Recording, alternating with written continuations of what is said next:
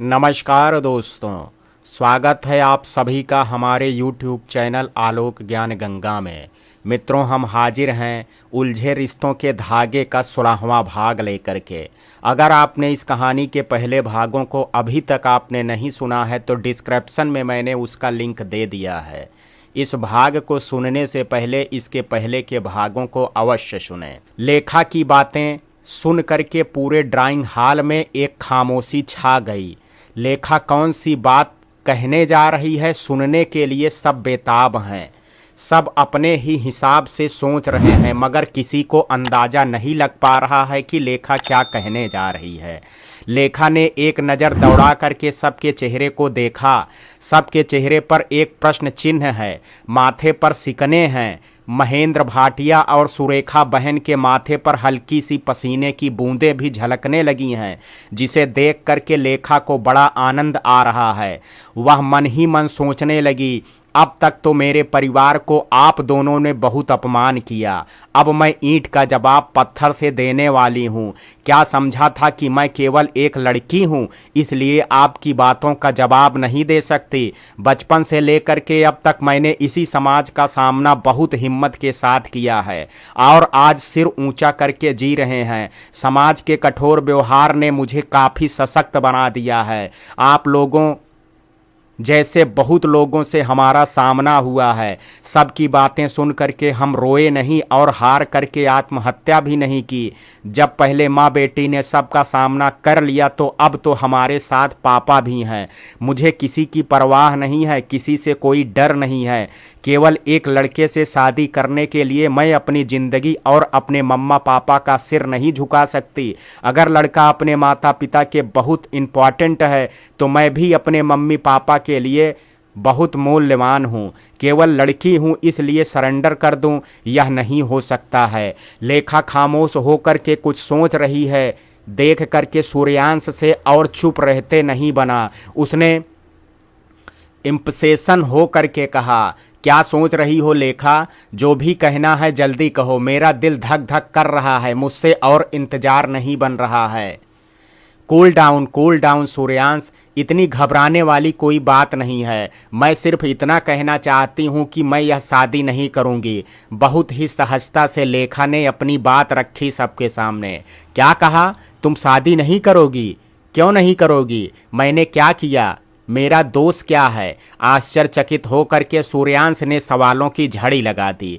तुम अपने माता पिता की संपत्ति के इकलौते वारिस हो सूर्यांश। तुम्हें एक से बढ़ करके एक लड़की मिल जाएगी। तुम अपने मम्मी पापा और रिश्तेदारों की मर्जी से किसी अमीर जादी लड़की से शादी कर लो। मुझ जैसी इतनी बुरी लड़की से शादी करके अपनी ज़िंदगी क्यों बर्बाद करना चाहते हो? समाज में तुम्हारे मम्मी पापा और रिश्तेदारों की नाक कट जाएगी। तुम्हें तो अच्छे से पता है कि मेरी माँ एक अनमैरिड माँ है और मैं अनमैरिड माँ की लड़की हूँ। हम जैसे लड़कियों की क्या इज्जत होती है? मैं जैसी भी हूँ अपने घर में हूँ। अपना घर छोड़ करके किसी के घर में जाने की बिल्कुल मेरी इच्छा नहीं है। जैसे तुम्हारे मम्मी पापा की इज्जत तुम्हें प्यारी है, मुझे भी अपने मम्मी पापा की इज्जत बहुत प्यारी है। मेरे पापा भी बहुत बड़े बिजनेसमैन हैं और समाज में उनकी इज्जत है। लेखा का चेहरा बिल्कुल भावहीन था। बहुत ही सहजता से उसने सारी बातें कह दी। ऐसी बातें क्यों कह रही हो लेखा? मैंने तो तुम्हें कुछ नहीं कहा। जो भी कहा मेरे रिश्तेदारों ने कहा। इसमें मेरा क्या कसूर है? मुझे इस तरह बीच राह में छोड़ करके मत जाओ लेखा। तुम्हारे बिना मैं अधूरा हूँ। अगर तुमसे शादी नहीं हुई तो मैं जीवन भर शादी नहीं करूँगा और घर छोड़ करके कहीं चला जाऊँगा। सूर्यांश रुआंसा सा हो गया। सूर्यांश की बात सुन करके अभिनव अरोड़ा और गीतांजलि भी विचलित हो गए। अभिनव अरोड़ा बिना रुके बोल पड़ा, कैसी बात कर रहा है सूर्यांश? क्यों नहीं होगी शादी लेखा से? हम कराएंगे तुम्हारी शादी लेखा से। भले ही हमारे रिश्तेदार हमसे नाराज हो जाएं, हम तुम्हें खोना नहीं चाहते हैं। तुम हमारी इकलौती संतान हो। लेखा इस वक्त थोड़ी नाराज है, उसे हम मना लेंगे। तुम चिंता मत करो, टेंशन मत करो। हाँ सूर्यांश, हम लेखा को मना लेंगे। तुम्हारी शादी लेखा से अवश्य होगी। गीतांजलि ने बेटे को ढांढस बंधाई। गीतांजलि की बात सुन करके लेखा का रहा सहा धैर्य जवाब देने लगा।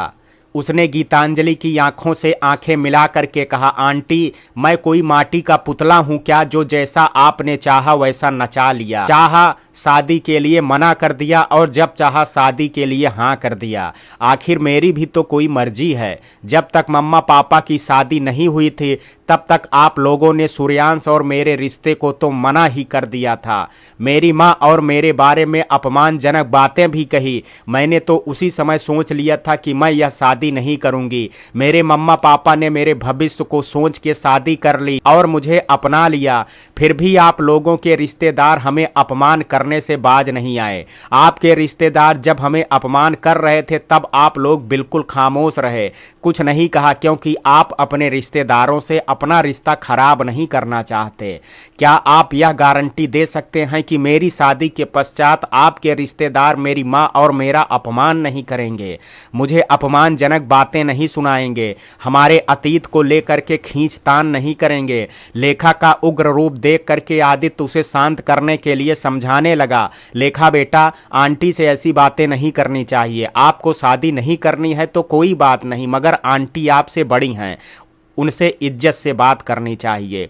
मैंने उनकी कोई बेइज्जती नहीं की पापा, मैंने सिर्फ जो सच है वही कहा है और मैं अपनी बात पर अटल हूँ। लेखा के चेहरे पर दृढ़ता थी। इस बार जूही ने लेखा को टोकते हुए कहा, किस बात पर अटल हो तुम लेखा? यही कि मम्मा मैं यह शादी नहीं करूंगी। क्यों नहीं करोगी? अंकल आंटी मान तो गए हैं शादी के लिए, एक बार सूर्यांश के बारे में सोचो, बेचारा तड़प रहा है। जूही ने लेखा को समझाना चाहा। मैंने जो कहा उस पर मैं अटल हूँ मम्मा, मुझे यह शादी नहीं करनी है, पर मैं जानना चाहती हूँ क्यों नहीं करनी है। जूही अधीर हो उठी। आप जानना चाहती हो तो डिटेल में सुनो। बचपन से लेकर के अब तक मैंने केवल और केवल समाज का तिरस्कार अपमान सहा है। हमेशा आपसे अपने पापा का नाम पूछा है मगर आपने नहीं बताया। जब पूरा बचपन एक अंधेरी गली में भटकते भटकते मैं बड़ी हुई हूँ तब पता चला आदित्य चोपड़ा मेरे पापा हैं। पापा ने मुझे अपना लिया, फिर भी यह समाज मुझे स्वीकार करने को तैयार नहीं है, सम्मान देने को तैयार नहीं है। मैं नहीं चाहती इस समाज में कोई सम्मान, मैं खुद को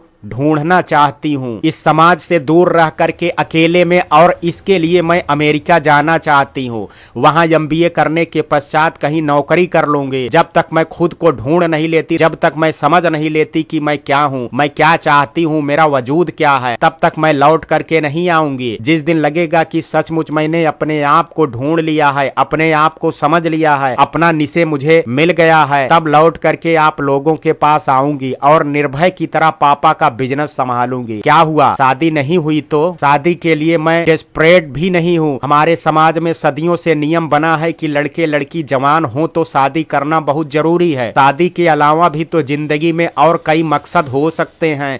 एक उम्र के बाद शादी ना हो तो समाज उस पर उंगली उठाने लगता है, मगर मैं समाज के इस नियम को तोड़ना चाहती हूँ। बिना शादी किए जिंदगी जी करके भी खुश रहा जा सकता है, यह बात मैं सिद्ध करना चाहती हूँ। आप लोगों के साथ रह करके जिस तरह एक लड़का बिजनेस संभालता है तो एक लड़की भी तो बिजनेस संभाल सकती है। मैं उर्वशी आंटी जैसी बिजनेस वूमन बनने की कोशिश करूंगी मम्मा। जीवन की राह पर चलते चलते किसी भी उम्र में अगर कोई सच्चा हमराह मिल जाए तो मुझे इज्जत के साथ जो स्वीकार करे तो उस समय शादी के लिए सोचूंगी। एक सांस में सारी बातें कह करके लेखा का दिलो दिमाग हल्का हो गया। लेखा की बात सुनकर के सूर्यांश बेताब होकर के बोल पड़ा, एमबीए करने के लिए अमेरिका तो मैं भी जाना चाहता हूँ लेखा। शादी करके हम दोनों ही एक साथ अमेरिका जा सकते हैं। प्लीज जिद मत करो लेखा, तैयार हो जाओ शादी के लिए। मम्मी पापा तैयार हैं, फिर किस बात का डर है? मुझे और किसी की चिंता नहीं है। किसने कहा सूर्यांश कि मैं इस समाज से डरती हूँ? डर गई होती तो अभी जिंदा होती क्या? बहुत सोच समझ करके मैंने यह निर्णय लिया है जो तुम्हारे लिए भी फायदेमंद है। अपने मम्मी पापा की पसंद से किसी खूबसूरत और गुणी लड़की से शादी कर लेना। आज से मैंने तुम्हें आजाद कर दिया। मेरी जैसी इतनी बुरी लड़की से शादी करके जिंदगी बर्बाद मत करो। लेखा आज बहुत शांत और सुलझी हुई लग रही है। लेखा की बात सुन करके और सूर्यांश की चिंता करके गीतांजलि रुआसी हो करके बोल पड़ी, लेखा बेटा ऐसा मत करो, गुस्सा मत करो। हम लोगों ने रिश्ता मान लिया है। रिश्तेदारों की ओर से मैं तुमसे माफी मांगती हूँ। आगे से तुम्हें कभी कोई अपमानजनक बातें सुननी नहीं पड़ेंगी, मैं तुमसे वादा करती हूँ। सूर्यांश जी नहीं पाएगा जाएगा, उसे अकेला छोड़ करके मत जाओ। नहीं आंटी, मुझसे माफ़ी मांग करके खुद को छोटा मत करो। मैंने निर्णय ले लिया, उस पर मैं अटल हूँ। मम्मा पापा, अब मैं यहाँ से जाना चाहती हूँ, आप लोगों को चलना है क्या? बात खत्म करके लेखा बाहर की ओर निकल पड़ी तो आदित्य ने पीछे से आवाज लगाते हुए कहा, लेखा बेटा रुको, हम भी तुम्हारे साथ आ रहे हैं, तुम अकेली मत जाना, एक साथ कार में चलते हैं। अच्छा तो अभिनव, गीतांजलि जी हम चलते हैं, नहीं तो लेखा कार बुक करके अकेली निकल जाएगी। उसने जो ठान लिया है वह करके ही दम लेगी। आदित्य लेखा के पीछे पीछे निकल पड़ा तो जूही भी आदित्य के पीछे अपनी कार की ओर चल पड़ी। सूर्यांश, अभिनव, अरोड़ा और गीतांजलि चाह करके भी तीनों को रोक नहीं पाए, केवल हक्का बक्का सा उनको जाते हुए पीछे से देखने लगे। ड्राइंग हॉल में आकर के लेखा ने देखा निर्भय टीवी पर कोई प्रोग्राम देख रहा है। निर्भय से बिना बात किए लेखा सोफे पर चुपचाप बैठ गई। लेखा की ओर नजर उठा करके निर्भय ने देखा तो उसे लगा थोड़ा डिस्टर्ब लग रही है लेखा। लेखा निर्भय से बात ना करे, यह निर्भय के लिए दुनिया का नवा आश्चर्य है। आज लेखा की एंगेजमेंट और शादी की तारीख तय होने वाली थी, इसलिए निर्भय ने उसे छेड़ते हुए कहा, क्या बात है लेखा, इतनी उखड़ी उखड़ी सी लग रही हो? क्या एंगेजमेंट और शादी की डेट बहुत देर से तय हो गई क्या? बेचारा दिल और कब तक इंतजार करेगा? जल्दी डेट तय कर जाती तो सूर्यांश से मिलन की घड़ी आ जाती, और ज्यादा सब्र नहीं हो रहा है ना? सूर्यांश ने कुछ गड़बड़ कर दिया क्या? निर्भय हंसने लगा, फिर भी लेखा खामोश थी और चेहरे पर तनाव बिल्कुल साफ नजर आ रहा था। लेखा कुछ जवाब देती इससे पहले ड्राइंग रूम में पहले आदित्य और पीछे पीछे जूही भी आ गई। आदित्य और जूही दोनों परेशान लग रहे हैं। यह बात निर्भय की आंखों से छुपी नहीं रही। निर्भय मन ही मन सोचने लगा, जरूर कोई बात हुई है, नहीं तो सब के सब इतने उखड़े हुए क्यों लग रहे हैं? निर्भय और चुप नहीं रह सका, उसने अपने पापा से पूछा, क्या बात है पापा? लेखा भी उखड़ी हुई है और आप लोगों के चेहरे पर भी तनाव दिख रहा है, सब कुछ ठीक तो है ना? आदित्य ने माथे पर सिकल लिए ही जवाब दिया, कुछ भी ठीक नहीं है बेटा। क्या हो गया? अंकल आंटी तो इस रिश्ते के लिए जल्दी कर रहे थे, फिर क्या प्रॉब्लम हो गई? लेखा ने शादी करने से इनकार कर दिया। शादी करने से इनकार कर दिया? पर क्यों? हाँ, मुझे पहले एक बार उसने कहा था कि अभी शादी करने के लिए मन से तैयार नहीं है, लेकिन आपने समझाया तो खुशी खुशी तो सूर्यांश के घर गई थी, फिर क्यों इनकार कर दिया? निर्भय के माथे पर भी सिकन। सूर्यांश के मामा और बुआ ने मिलकर के जूही और लेखा का बहुत अपमान किया, उनके अतीत को लेकर के बहुत अपमानजनक बातें कही जो लेखा बर्दाश्त नहीं कर पाई। अभिनव अंकल और आंटी ने उनका विरोध नहीं किया क्या? सूर्यांश ने कुछ नहीं कहा क्या? सूर्यांश की बातें निकलते ही लेखा का गुस्सा भड़क उठा। अपने घर में बुला करके अंकल आंटी ने हमारा अपमान होते अपनी आंखों से देखा, अपने कानों से सुना, और सूर्यांश, उसमें इतना दम है क्या जो डट करके सामना करता? मैंने तो पहले ही कहा था वह स्पाइनलेस इंसान है, लेकिन मम्मा और पापा को तो मेरी जबरदस्ती शादी करानी है। मेरी बात सुनता कौन है? अब आई सब बातें समझ में, जब इतना अपमानित हो करके लौट के आए हैं तो। लेखा, तुम अब क्या करोगी? गुस्से में सब कुछ खत्म करके आ गई, जिज्ञासावश निर्भय ने पूछा।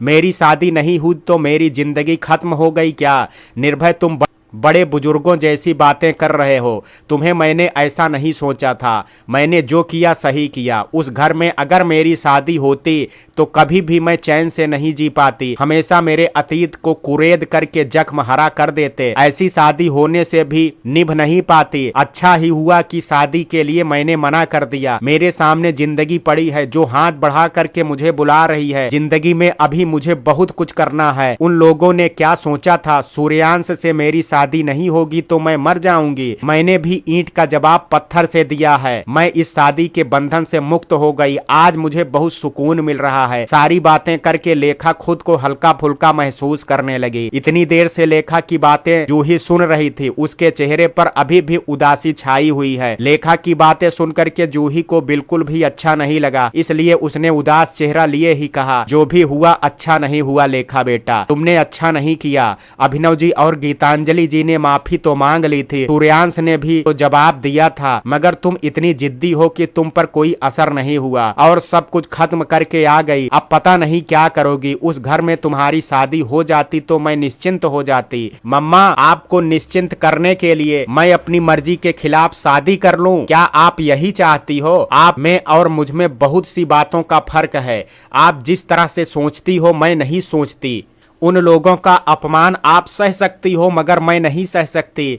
यह तो वही वाली बात हो गई, पहले खूब पकड़ करके पीटा, फिर पूछा कहीं चोट तो नहीं लगी, दर्द तो नहीं हो रहा है? शादी करने के बाद मुझे ही निभाना है, आपको नहीं। मैं अपना सिर ओखली में नहीं डाल सकती। मुझे अपना सिर प्यारा है, अपनी जिंदगी प्यारी है। मैं अपनी जिंदगी अपने ढंग से जीना चाहती हूँ। प्लीज आप मेरे रास्ते में बांधा बन करके खड़ी मत हो जाना। आपने जैसा चाहा अपनी जिंदगी जी लिया, अब बारी मेरी है। मेरी जिंदगी मुझे अपनी तरह से जीने दो।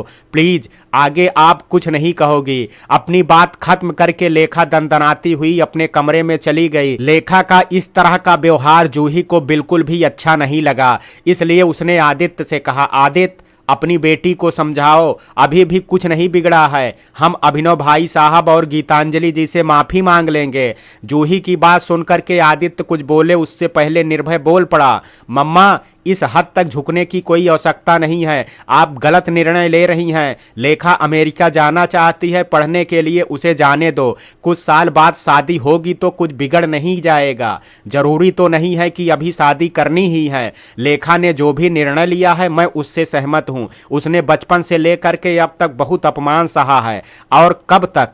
अपनी बातें कह करके निर्भय ने अपने कमरे में चला गया। निर्भय को जाते हुए देख करके जूही की आंखें छलछला आई। आज दोनों बच्चे मुझसे नाराज हो गए। आदि मैंने कुछ गलत कहा क्या? तुमने कुछ सही भी नहीं कहा जूही। यह जरूरी तो नहीं है कि तुम जिस तरह से सोचती हो आजकल के बच्चे भी वही सोचें।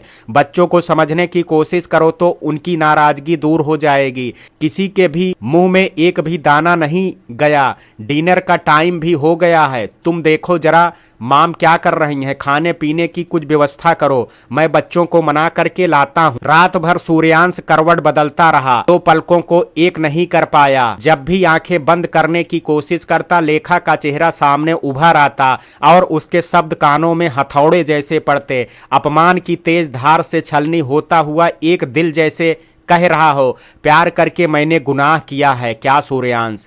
मुझे नहीं पता था कि मुझ जैसी एक लड़की को समाज कभी स्वीकार नहीं करेगा। समाज की इतनी जटिलता को मैं आज समझ रही हूँ, जब मेरे दिल के टुकड़े टुकड़े हो गए। लेकिन मैं हार नहीं मानूंगी। एक अलग ढंग से जीवन को बेहतर तरीके से जी करके समाज के मुंह पर तमाचा मारूंगी। तब शायद मेरे मन को सुकून मिले। परेशान हो करके सूर्यांश अपने आप बड़बड़ाने लगता है। नहीं, तुमने कोई गुनाह नहीं किया है लेखा। गुनाह तो मुझसे हुआ है। मैं तुम्हारे इस पवित्र प्यार को संभाल नहीं पाया। मुझे पता है अपमान की आग में तुम्हारा दिल झुलस गया, लेकिन मैंने तो तुम्हें अपमान नहीं किया, बल्कि तुम्हारे साथ हो रहे अन्याय और अपमान का हर कोशिश जवाब देता रहा। मैंने तो तुम्हें दिल की गहराइयों से चाहा है और केवल तुम्हें ही चाहा है। फिर ऐसा क्यों हुआ कि हम दोनों अलग हो गए? ना तुम्हारा कसूर है ना मेरा कसूर है। कसूर है तो केवल इस समाज का। मैं इस समाज के दबाव के सामने हार गया। तुम्हें हार के मैं अपनी जिंदगी हार गया। फिर भी मैं जीऊंगा और आखिरी दम तक तुम्हारे लिए इंतजार करूंगा, यह मेरा वादा रहा लेखा। खिड़की से सूर्य किरणें झांकने लगी तो सूर्यांश हड़बड़ा करके उठा और जल्दी जल्दी फ्रेश हो करके बिना किसी से कुछ बोले घर से निकल पड़ा। बिखरे बिखरे बाल, उखड़ा सा चेहरा और आंखों के नीचे काले घेरे यह बात बयान कर रहे थे कि सपने टूटने के बाद एक इंसान की हालत क्या होती है। कार ड्राइव करते करते सूर्यांश का मन सोच की गलियों में भटकने लगा। एक आखिरी कोशिश करूंगा लेखा को मनाने की। लेखा मान जाएगी तो किसी रिश्तेदार को बुलाए बिना कोर्ट मैरिज कर लेंगे और दोनों निकल जाएंगे अमेरिका। पापा मम्मी नहीं माने तो उन्हें भी मना लूंगा, इतना मुझे भरोसा है। पर लेखा मानेगी कि नहीं, इस बात पर अभी भी संदेह है। लेखा भी अपनी जगह गलत नहीं है। अगर इंसान को चोट पर चोट, अपमान पर अपमान मिलता रहे तो यही एक रास्ता बचता है अपमान का जवाब देने के लिए। जैसे ही आदित्य का बंगला सामने दिखा, सूर्यांश ने ब्रेक मारी और कार रुक गई। काल बेल बजाते ही निर्भय ने दरवाजा खोला तो सामने सूर्यांश को इस हालत में देख करके उसे बहुत बुरा लगा। उसने तुरंत उसे अंदर बुला करके बैठाया। सूर्यांश, सुबह सुबह तुम मेरे घर, वो भी इस हालत में, अपने आप को संभालो सूर्यांश। निर्भय ने उसके कंधे पर हाथ रखते हुए कहा, किस हालत में? ठीक तो हूं मैं, बस अपने आप को रोक नहीं पाया, इसलिए एक आखिरी कोशिश करने आया। लेखा से मिल करके कुछ बातें करनी है। लेखा कहाँ पर है? जरा उसे बुलाओगे प्लीज? तुम थोड़ी देर शांति से बैठो, उसे मैं बुला देता हूँ। उठकर वह उठ गई होगी। लेखा भी रात भर ठीक से नींद नहीं ले पाई। भले ही उसने शादी ना करने का निर्णय लिया हो, मगर मन में उथल पुथल तो चल ही रही है। सुबह सुबह उसकी नींद खुल गई। वह फ्रेश होकर के डाइनिंग हॉल की ओर आ रही थी, तब उसने निर्भय को किसी से बात करते हुए सुना। वह खुद से ही बात करने लगी, इतनी सुबह सुबह कौन आया है? किससे बात कर रहा है निर्भय? देखती हूँ जा करके ड्राइंग रूम में कौन है। ड्राइंग रूम में कदम रखते ही लेखा ने देखा सामने सूर्यांश बैठा है। उसके चेहरे पर नजर गई तो लेखा भी हतप्रभ रह गई। सूर्यांश को इस तरह देखेगी कभी उसने सोचा ही नहीं था। वह उल्टे कदम जाने लगी तो पीछे से आवाज लगा करके निर्भय ने रोक लिया, लेखा प्लीज अभी जाना मत, इधर आओ। सूर्यांश तुमसे बात करने आया है, उससे 2 मिनट बैठ करके बातें कर लो। अब कौन सी बात करनी बाकी है? मुझे जो कहना था मैंने कह दिया, अब अलग से मुझे कुछ भी नहीं कहना है। किसी भी बात में मुझे उलझना नहीं है।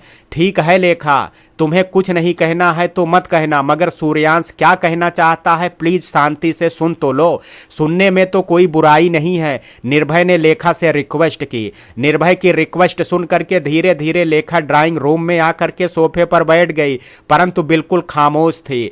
सूर्यांश भी आंखें नीचे किए चुपचाप कुछ सोच रहा था। सूर्यांश को चुप देख करके निर्भय ने उसे जगाते हुए कहा, अब क्यों इतने खामोश हो सूर्यांश? लेखा आ गई है, जो कुछ कहना चाहते हो कहो। तुम दोनों बातें करो, तब तक मैं तुम दोनों के लिए गर्मा गर्म चाय लेकर के आता हूँ। नहीं निर्भय, मुझे चाय नहीं पीनी है, सूर्यांश ने केवल इतना कहा और फिर चुप हो गया। मुझे पता है तुम घर से कुछ भी खा पी करके नहीं आए हो, एक कप चाय तो बनती है। तुम दोनों बातें करो, मैं बस आता हूं, कह करके निर्भय ड्राइंग हॉल से चला गया। सूर्यांश को इतना खामोश देख करके लेखा ने ही पहले बात की, क्या कहना चाहते हो सूर्यांश? लेखा की बात सुन करके सूर्यांश ने आंखें उठा करके उसकी ओर देखा। लेखा की आंखें सूर्यांश के चेहरे पर पड़ी। उसे ऐसा लगा जैसे जाने कितने दिनों से सोया नहीं, खाया नहीं, एकदम सूखा हुआ सा चेहरा। लेखा ने फिर भी सूर्यांश को किसी तरह की कोई सहानुभूति नहीं दिखाई, ना ही तबीयत को लेकर के कोई बात की। वह जानती है कि सूर्यांश रात भर सोया नहीं और खाया भी नहीं, कारण भी जानती है, इसलिए इस बारे में कोई बात ना करना ही उचित समझा। सूर्यांश को भी समझ में नहीं आ रहा है कि कहां से बात शुरू, इसलिए लेखा की बातों का जवाब भी नहीं दे पा रहा है। चुपचाप कुछ सोचे जा रहा है और एक टक लेखा को देखे जा रहा है। एक टक देख रहे हो सूर्यांश, क्या कहना है कहो, लेखा ने दोबारा पूछा। इस बार सूर्यांश ने बातों को चबाते चबाते कहा, लेखा क्या तुम एक बार और हमारे बारे में सोच नहीं सकती? तुम कहना क्या चाहते हो सूर्यांश? किस बारे में सोचने के लिए कह रहे हो? यही कि क्या हम शादी करके फिर एक साथ अमेरिका नहीं जा सकते? मुझे जो कहना था मैंने कह तो दिया सूर्यांश, इस बारे में मैं दोबारा कुछ सोचना नहीं चाहती, मैं निर्णय ले चुकी हूँ। प्लीज लेखा एक बार मेरे बारे में सोच करके देखो, मेरा क्या होगा? तुम क्या मेरे लिए अपना निर्णय बदल नहीं सकती? मैंने इतना बड़ा क्या गुनाह किया जिसकी सजा तुम मुझे दे रही हो? तुम्हें सजा देने वाली मैं कौन होती हूँ सूर्यांश? सजा तो मैं अपने आप को दे रही हूँ, सबसे दूर जा करके। अमेरिका से मैं कब लौट करके आऊंगी मुझे कुछ भी पता नहीं है, फिर भी जा रही हूँ। क्या यह मेरे लिए सजा नहीं है? रहा सवाल तुम्हारे गुनाह करने का, तो मैंने कभी कहा ही नहीं कि तुमने गुनाह किया है। मैं इतना चाहती हूं कि तुम अपने मम्मी पापा से रिश्ता मत तोड़ो। तुम उनके इकलौते बेटे हो, उनका देखभाल करना तुम्हारा कर्तव्य है। मैंने कब कहा कि मैं अपने मम्मी पापा से रिश्ता तोड़ दूंगा? शादी करके भी मैं अपना कर्तव्य निभा सकता हूं, मुझ पर भरोसा करो। अमेरिका जाऊंगा तो लौट करके आऊंगा, मेरे कहने का मतलब है हम दोनों ही लौट करके आएंगे, फिर अपने मम्मी पापा के साथ ही रहेंगे। मुझे अब तक समझ में नहीं आ रहा है कि तुम क्यों शादी के लिए तैयार नहीं हो। मम्मी पापा तो अब शादी के लिए तैयार हो गए, फिर क्या परेशानी है? तुम मेरी परेशानी नहीं समझ सकते सूर्यांश। शादी करने के बाद तुम्हारे घर में रहना मेरे लिए शायद मुश्किल हो जाएगा। तुम्हारे परिवार, तुम्हारे रिश्तेदार आएंगे और मेरे जख्मों पर नमक छिड़क करके मुझे अपमानित करके चले जाएंगे। मैं यह कभी नहीं होने दे सकती। मैं कोई भी अपमान बर्दाश्त नहीं कर सकती।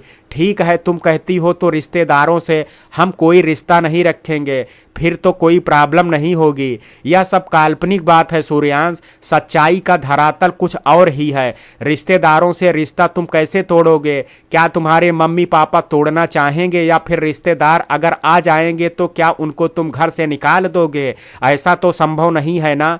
मैंने पहले भी कहा है, यह समाज बहुत पेचीदा है। इस समाज को इस तरह रख करके तुम जी नहीं सकते हो। वैसे भी तुम इतनी बड़ी प्रॉपर्टी के इकलौते वारिस हो। बिजनेस के सिलसिले में तुम्हें बहुत लोगों से मिलना पड़ेगा, बातें करनी पड़ेगी, रिश्ता रखना पड़ेगा। क्या रिश्तेदारों से अलग होकर के जीना संभव है? मुझे पता है तुम्हारे रिश्तेदार मुझे यूं ही नहीं छोड़ देंगे। ठीक है, फिर हम दोनों अमेरिका से वापस नहीं आएंगे, वहीं का सिटीजनशिप ले लेंगे। नहीं सूर्यांश, तुम्हें अपने माता पिता से अलग करने का कारण नहीं बनना चाहती। वैसे ही जीवन में बहुत सी परेशानी है, एक और परेशानी बढ़ा करके क्या फायदा? बेहतर है तुम किसी और से शादी कर लो। मैंने तो तुम्हें आज़ाद कर दिया, कभी तुमसे कोई शिकवा शिकायत नहीं करने आऊंगी। मुझे समझने की कोशिश करो। हमेशा मैं अमेरिका रहना नहीं चाहती। कभी ना कभी मैं लौट करके आऊंगी, निर्भय के साथ कंधे से कंधा मिला करके बिजनेस संभालूंगी। कब आऊंगी यह तो नहीं पता है, परंतु आऊंगी जरूर। इसका मतलब तुमने सोच लिया है तुम किसी और से शादी करोगी? अभी नहीं सोचा है, क्या पता मेरी किस्मत में शादी है भी या नहीं।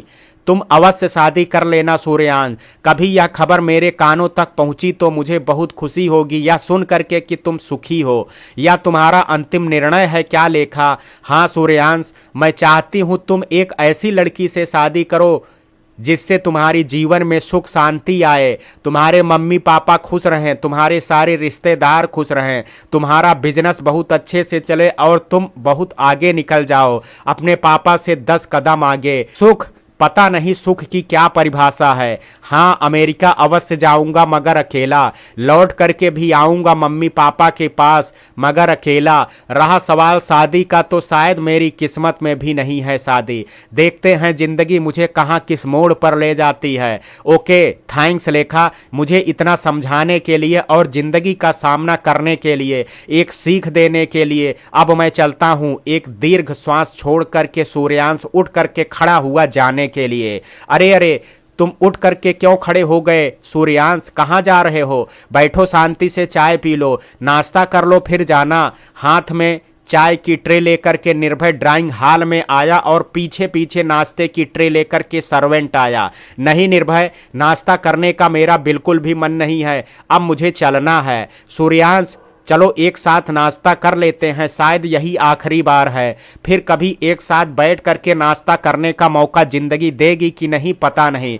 बचपन से हम तीनों एक साथ ही मोरल क्लास में बैठा करते थे, वो दिन बहुत याद करते हैं। आज हम लोग फिर एक जगह हैं, कल कौन कहाँ होगा किसी को पता नहीं है, इसलिए आज को मत गंवाओ। नॉर्मल हो करके लेखा ने बातें की, मगर दिल के कोने में एक कसक थी जिसे किसी ने नहीं देखी और ना किसी ने समझे। सूर्यांश, कर ली तुमने लेखा से बातें? हाँ, कर ली निर्भय। यह शायद जिंदगी की आखिरी बातें हैं। क्या पता जिंदगी फिर हमें मिलाने का मौका देती है कि नहीं, फिर कभी रूबरू बात कर पाएंगे कि नहीं, यह बात तो समय ही जानता है। फिर एक लंबी सांस ली सूर्यांश ने। ऐसा क्यों कह रहे हो सूर्यांश? लेखा ने तुम्हें मिलने और बात करने से इनकार कर दिया है क्या? अमेरिका जा करके भी तो तुम दोनों मिल सकते हो, बात कर सकते हो। शादी भले ही मत करो मगर एक दोस्त की तरह तो मिल ही सकते हो। नहीं निर्भय, जो रिश्ता एक बार दोस्ती की सीमा से आगे बढ़ चुका है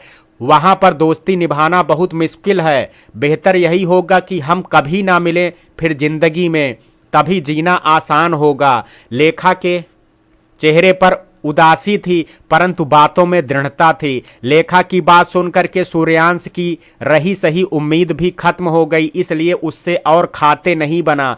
खाना छोड़ करके वह उठ खड़ा हुआ और कहा, अब मैं चलता हूं निर्भय, तुम तो अभी इंडिया में हो, तुम मुझसे मिलने से इनकार नहीं करोगे ना? नहीं सूर्यांश, हम बचपन के दोस्त हैं, हमारी दोस्ती कभी नहीं टूटेगी। तुम्हें जब भी मेरी जरूरत पड़ेगी मैं आऊंगा, एक बार पुकार के देख लेना। तुम्हारे लिए हमारे घर का दरवाजा सदा खुला है। वैसे भी बिजनेस पार्टी में हमारी मुलाकातें तो होती ही रहेंगी। थैंक यू दोस्त, अब मुझे जाने दो, मुझे और मत रोकना। गुड बाय लेखा। निर्भय से हाथ मिलाया सूर्यांश ने और लेखा की ओर एक नजर उठा करके देखा। आंखों में उमड़ आए आंसू के कारण लेखा का चेहरा धुंधला सा दिखाई पड़ा। अपने आंसू छुपाने के लिए तेज कदमों से सूर्यांश बाहर की ओर निकल पड़ा। एक बार भी पीछे मुड़ करके नहीं देखा। निर्भय समझ गया कि लेखा ने सूर्यांश को स्पष्ट मना कर दिया शादी के लिए। दोनों के बारे में सोच करके आज उसका दिल बहुत दुख रहा है। एक और हंस का जोड़ा समस्याओं की आंधी में खुद को घिरा पाया और उनके कदम डगमगा गए। किनारा पाने से पहले ही वह जोड़ा बीच दरिया में अलग हो गया। जीवन दरिया में उठती लहरें जाने कहां इस जोड़े को ले जाएं, यह तो समय के हाथ में ही है। सूर्यांश रोज सुबह उठ करके जॉगिंग के लिए जाता है। जाने से पहले गुनगुना पानी पीने के लिए किचन में जब जाता है तो अपनी मम्मा गीतांजलि से सुबह एक बार गुड मॉर्निंग हो ही जाती है, मगर आज सूर्यांश नहीं दिखा। गीतांजलि ने सोचा सूर्यांश का मूड ठीक नहीं है, इसलिए शायद सो रहा है। आज उसे डिस्टर्ब करना ठीक नहीं होगा। जितनी देर सोना चाहता है सोने दो। नाश्ता तैयार करके फिर उसे आवाज़ लगाऊंगी। अभिनव अरोड़ा ने भी सुबह उठ करके सूर्यांश को नहीं देखा तो गीतांजलि से पूछा, सूर्यांश आज नहीं दिख रहा है, सो रहा है क्या? बेचारा इतना उदास है कि देख करके बहुत दुख हो रहा है। रात भर नहीं सोया होगा, इसलिए देर तक सो रहा है। नाश्ता बन जाएगा तो आवाज़ लगा लूंगी। उसके दिल पर से क्या गुजरा है केवल वही समझ सकता है। हमने भी प्यार किया है मगर प्यार में हमें जीत मिली, इसलिए प्यार की हार का दर्द हम नहीं समझ सकते। अभिनव, पता नहीं उस बेचारे का क्या होगा, कैसे उसे समझाएं कुछ समझ में नहीं आता है। गीतांजलि ने अनमना हो करके कहा, क्योंकि सूर्यांश के बारे में सोच करके उसे बड़ा दुख होता है। समय के साथ साथ सब कुछ ठीक हो जाएगा, थोड़ा सा धैर्य रखो।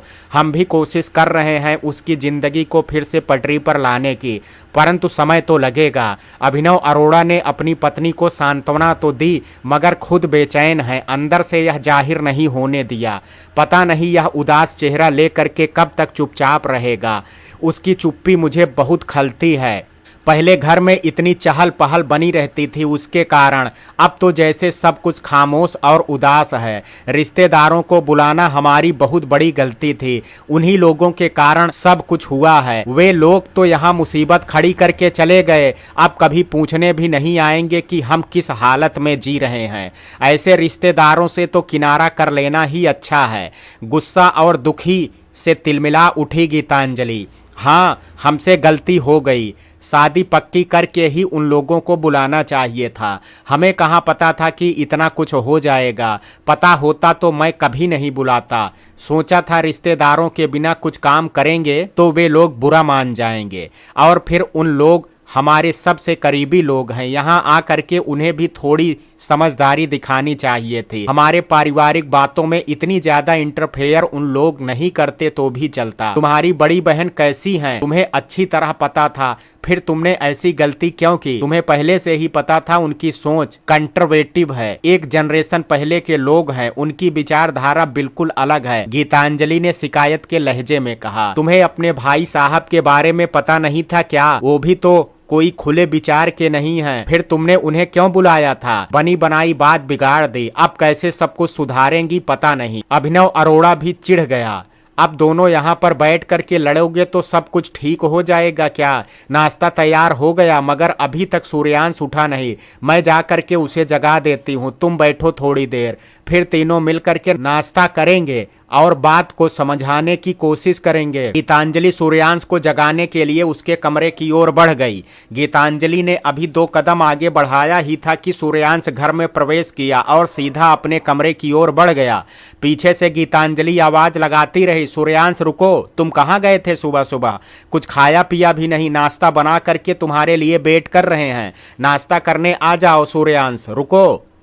माँ की बातों का कोई जवाब नहीं दिया सूर्यांश ने और पीछे मुड़ करके भी नहीं देखा। सीधा जा करके कमरे का दरवाजा बंद कर दिया। दरवाजे के बाहर खड़ी होकर के गीतांजलि आवाज लगाती रही, मगर सूर्यांश ने दरवाजा नहीं खोला। घबरा करके वह अपने पति के पास गई और हाँफते हुए कहा, सूर्यांश ने दरवाजा बंद कर लिया है, मेरी बातों का कोई जवाब भी नहीं दिया। क्या हो गया इस लड़के को? कहाँ चला गया था सुबह सुबह? आप चल करके उसे बुलाओ, शायद आपकी बातें सुने। सारी बातें सुन करके अभिनव अरोड़ा भी परेशान हो गया और तुरंत उठ करके सूर्यांश को बुलाने गया। उसने जोर जोर से आवाज लगाई, सूर्यांश, सूर्यांश दरवाजा खोलो बेटा। क्या हो गया तुम्हें? इस तरह दरवाजा क्यों बंद कर लिया? एक बार अपने मम्मी पापा के बारे में सोचो, जो भी बात है हमसे खुल करके कहो, हम कोई ना कोई रास्ता निकाल लेंगे। प्लीज सूर्यांश बेटा दरवाजा खोलो। बहुत देर तक रिक्वेस्ट करने के बाद सूर्यांश ने धीरे से दरवाजा खोला। उसने आंखें उठा करके मम्मी पापा की ओर नहीं देखा, दरवाजा खोल करके पुनः जा करके बिस्तर पर सिर झुका करके बैठ गया। अभिनव अरोड़ा ने उसके पास जा करके कंधे पर हाथ रखते हुए कहा, अपना क्या हाल बना रखा है बेटा? क्यों अपने आप को सजा दे रहे हो? जो गलती तुमने की ही नहीं उसकी सजा खुद को क्यों दे रहे हो? पापा का स्पर्श पा करके सूर्यांश का दिल भर आया और मन की बातें जुबान पर आ गई। तो मैं क्या करूं पापा? लेखा के बिना मैं जी नहीं पाऊंगा। लेखा तुमसे शादी नहीं करना चाहती। किसी एक इंसान के लिए अपनी जिंदगी से इस तरह खिलवाड़ करना तुम्हें शोभा नहीं देता है। तुम इतने कमजोर कब से बन गए? तुम अभिनव अरोड़ा के बेटे हो, यह बात तुम्हें भूलनी नहीं चाहिए। आपको मेरा दर्द समझ में नहीं आएगा पापा, क्योंकि आपने प्यार किया और मम्मा से शादी कर ली। जब प्यार टूटता है, दिल किस कदर टूटता है यह तो केवल जिसका टूटा है वही समझ सकता है। तो मैं तुम्हारे लिए क्या करूं बेटा? मैंने कोशिश तो की थी, जब लेखा ही शादी के लिए तैयार नहीं है तो सब कुछ समय पर छोड़ना पड़ेगा। समय बड़ा बड़ा घाव भर देता है। तुम इस तरह अपने आप को डिप्रेस में मत ले जाओ। जिंदगी बहुत कीमती होती है, उसे यूं ही बर्बाद मत करो। तुम तो बहुत हिम्मत वाले हो, हिम्मत से उठ करके खड़े हो जाओ और जिंदगी नई तरह से शुरू करो। क्या शुरू करूं पापा? मुझे कुछ समझ में नहीं आ रहा है। अमेरिका जाने के लिए तैयारी शुरू करो, एग्जाम दो, फिर तुम अमेरिका जाओ एमबीए करने के लिए। पढ़ाई में मेरा मन नहीं लग रहा है। अमेरिका जा करके भी क्या करूंगा? वहां जा करके भी तो लेखा मुझसे बात नहीं करेगी, फिर क्या फायदा वहां जाने का? एमबीए करने के बाद भी तो लौट करके इंडिया आना पड़ेगा। अमेरिका जाने से बहुत दोस्त मिल जाएंगे, लेखा बात नहीं करेगी तो क्या हुआ? नई जगह, नई यूनिवर्सिटी, सब कुछ बदल जाएगा। जिंदगी में एक नया अनुभव होगा। इस सुनहरे मौके का फायदा लो। Be positive Suryansh, don't be pessimistic. उठो, चलो नाश्ता करने। फ्रेश हो करके जल्दी आना नाश्ता करने। अभिनव और गीतांजलि दोनों सूर्यांश को समझा करके डाइनिंग रूम की ओर बढ़ गए। जूही, निर्भय, आदित्य और लेखा चारों नाश्ता करने बैठे हैं, परंतु चारों खामोशी से नाश्ता कर रहे हैं। कल रात को अचानक इतनी घटना घट गई जिसका असर अभी तक सबके दिमाग में छाया हुआ है। ऊपर से सुबह लेखा ने सूर्यांश से क्या बात की, निर्भय को अभी तक पूरी तरह पता नहीं है। केवल इतना पता है कि सूर्यांश दुखी होकर के घर से चला गया। खामोशी तोड़ते हुए निर्भय ने पहले बात की, लेखा, सूर्यांश क्या बातें करने आया था? वही पुरानी बातें दोहराने आया था, और क्या बात करेगा? लेखा ने सीधा सा सपाट सा जवाब दिया। सूर्यांश की बातें सुनते ही जूही बोल पड़ी, कब आया था सूर्यांश? लेखा, क्या बातें करने आया था? बता तो दिया, फिर क्यों पूछ रही हो? लेखा चिढ़ गई। तुमने क्या कहा लेखा? सूर्यांश इतना दुखी होकर के क्यों चला गया? चाय भी नहीं पी पूरी और उठ करके चला गया। निर्भय जानने के लिए इम्पसेंस हो रहा है। मैंने जो निर्णय लिया था उसी निर्णय पर मैं अटल रही। अमेरिका में जा करके मिलने की बात कर रहा था तो मैंने मना कर दिया। फिर उस बेचारे को दुखी कर दिया तुमने लेखा। क्यों तुम इतनी जिद्दी हो? क्यों नहीं मान लेती उसकी बात? इस बार जूही का धैर्य टूटा तो उसने चिढ़ते हुए कहा, मम्मा मेरी जिंदगी है, मुझे अपनी तरह से जीने दो। तुमने जब अपनी जिंदगी अपनी तरह से जी ली तो मुझसे क्यों उम्मीद कर रही हो कि मैं तुम्हारी इच्छा से जिंदगी जीऊं। लेखा, तुम आजकल जिद्दी होने के साथ साथ बदतमीज भी हो गई हो। किससे क्या बात करनी है तुम्हें कुछ पता नहीं है क्या? मैंने यही शिक्षा दी है क्या तुम्हें? मोरल क्लास में क्या यही सिखाया था मैंने तुम्हें? जूही के रूखेपन से लेखा चिढ़ गई और बोल पड़ी, केवल मेरी गलती तुम देख रही हो, तुम्हें अपनी गलती समझ में नहीं आती क्या? क्यों अनमैरिड माँ बनने गई थी? क्यों जन्म दिया मुझे? अगर मैं अनमैरिड माँ की बेटी नहीं होती तो मेरे साथ यह सब प्रॉब्लम होती क्या? एक बार इस बारे में सोचा है तुमने? बार बार मुझे प्रेशराइज कर रही हो शादी के लिए। शादी के बाद मेरा क्या होगा तुमने कभी सोचा है? अगर आज मेरी जिंदगी दो राहे पर खड़ी है तो केवल और केवल तुम्हारे और पापा के कारण।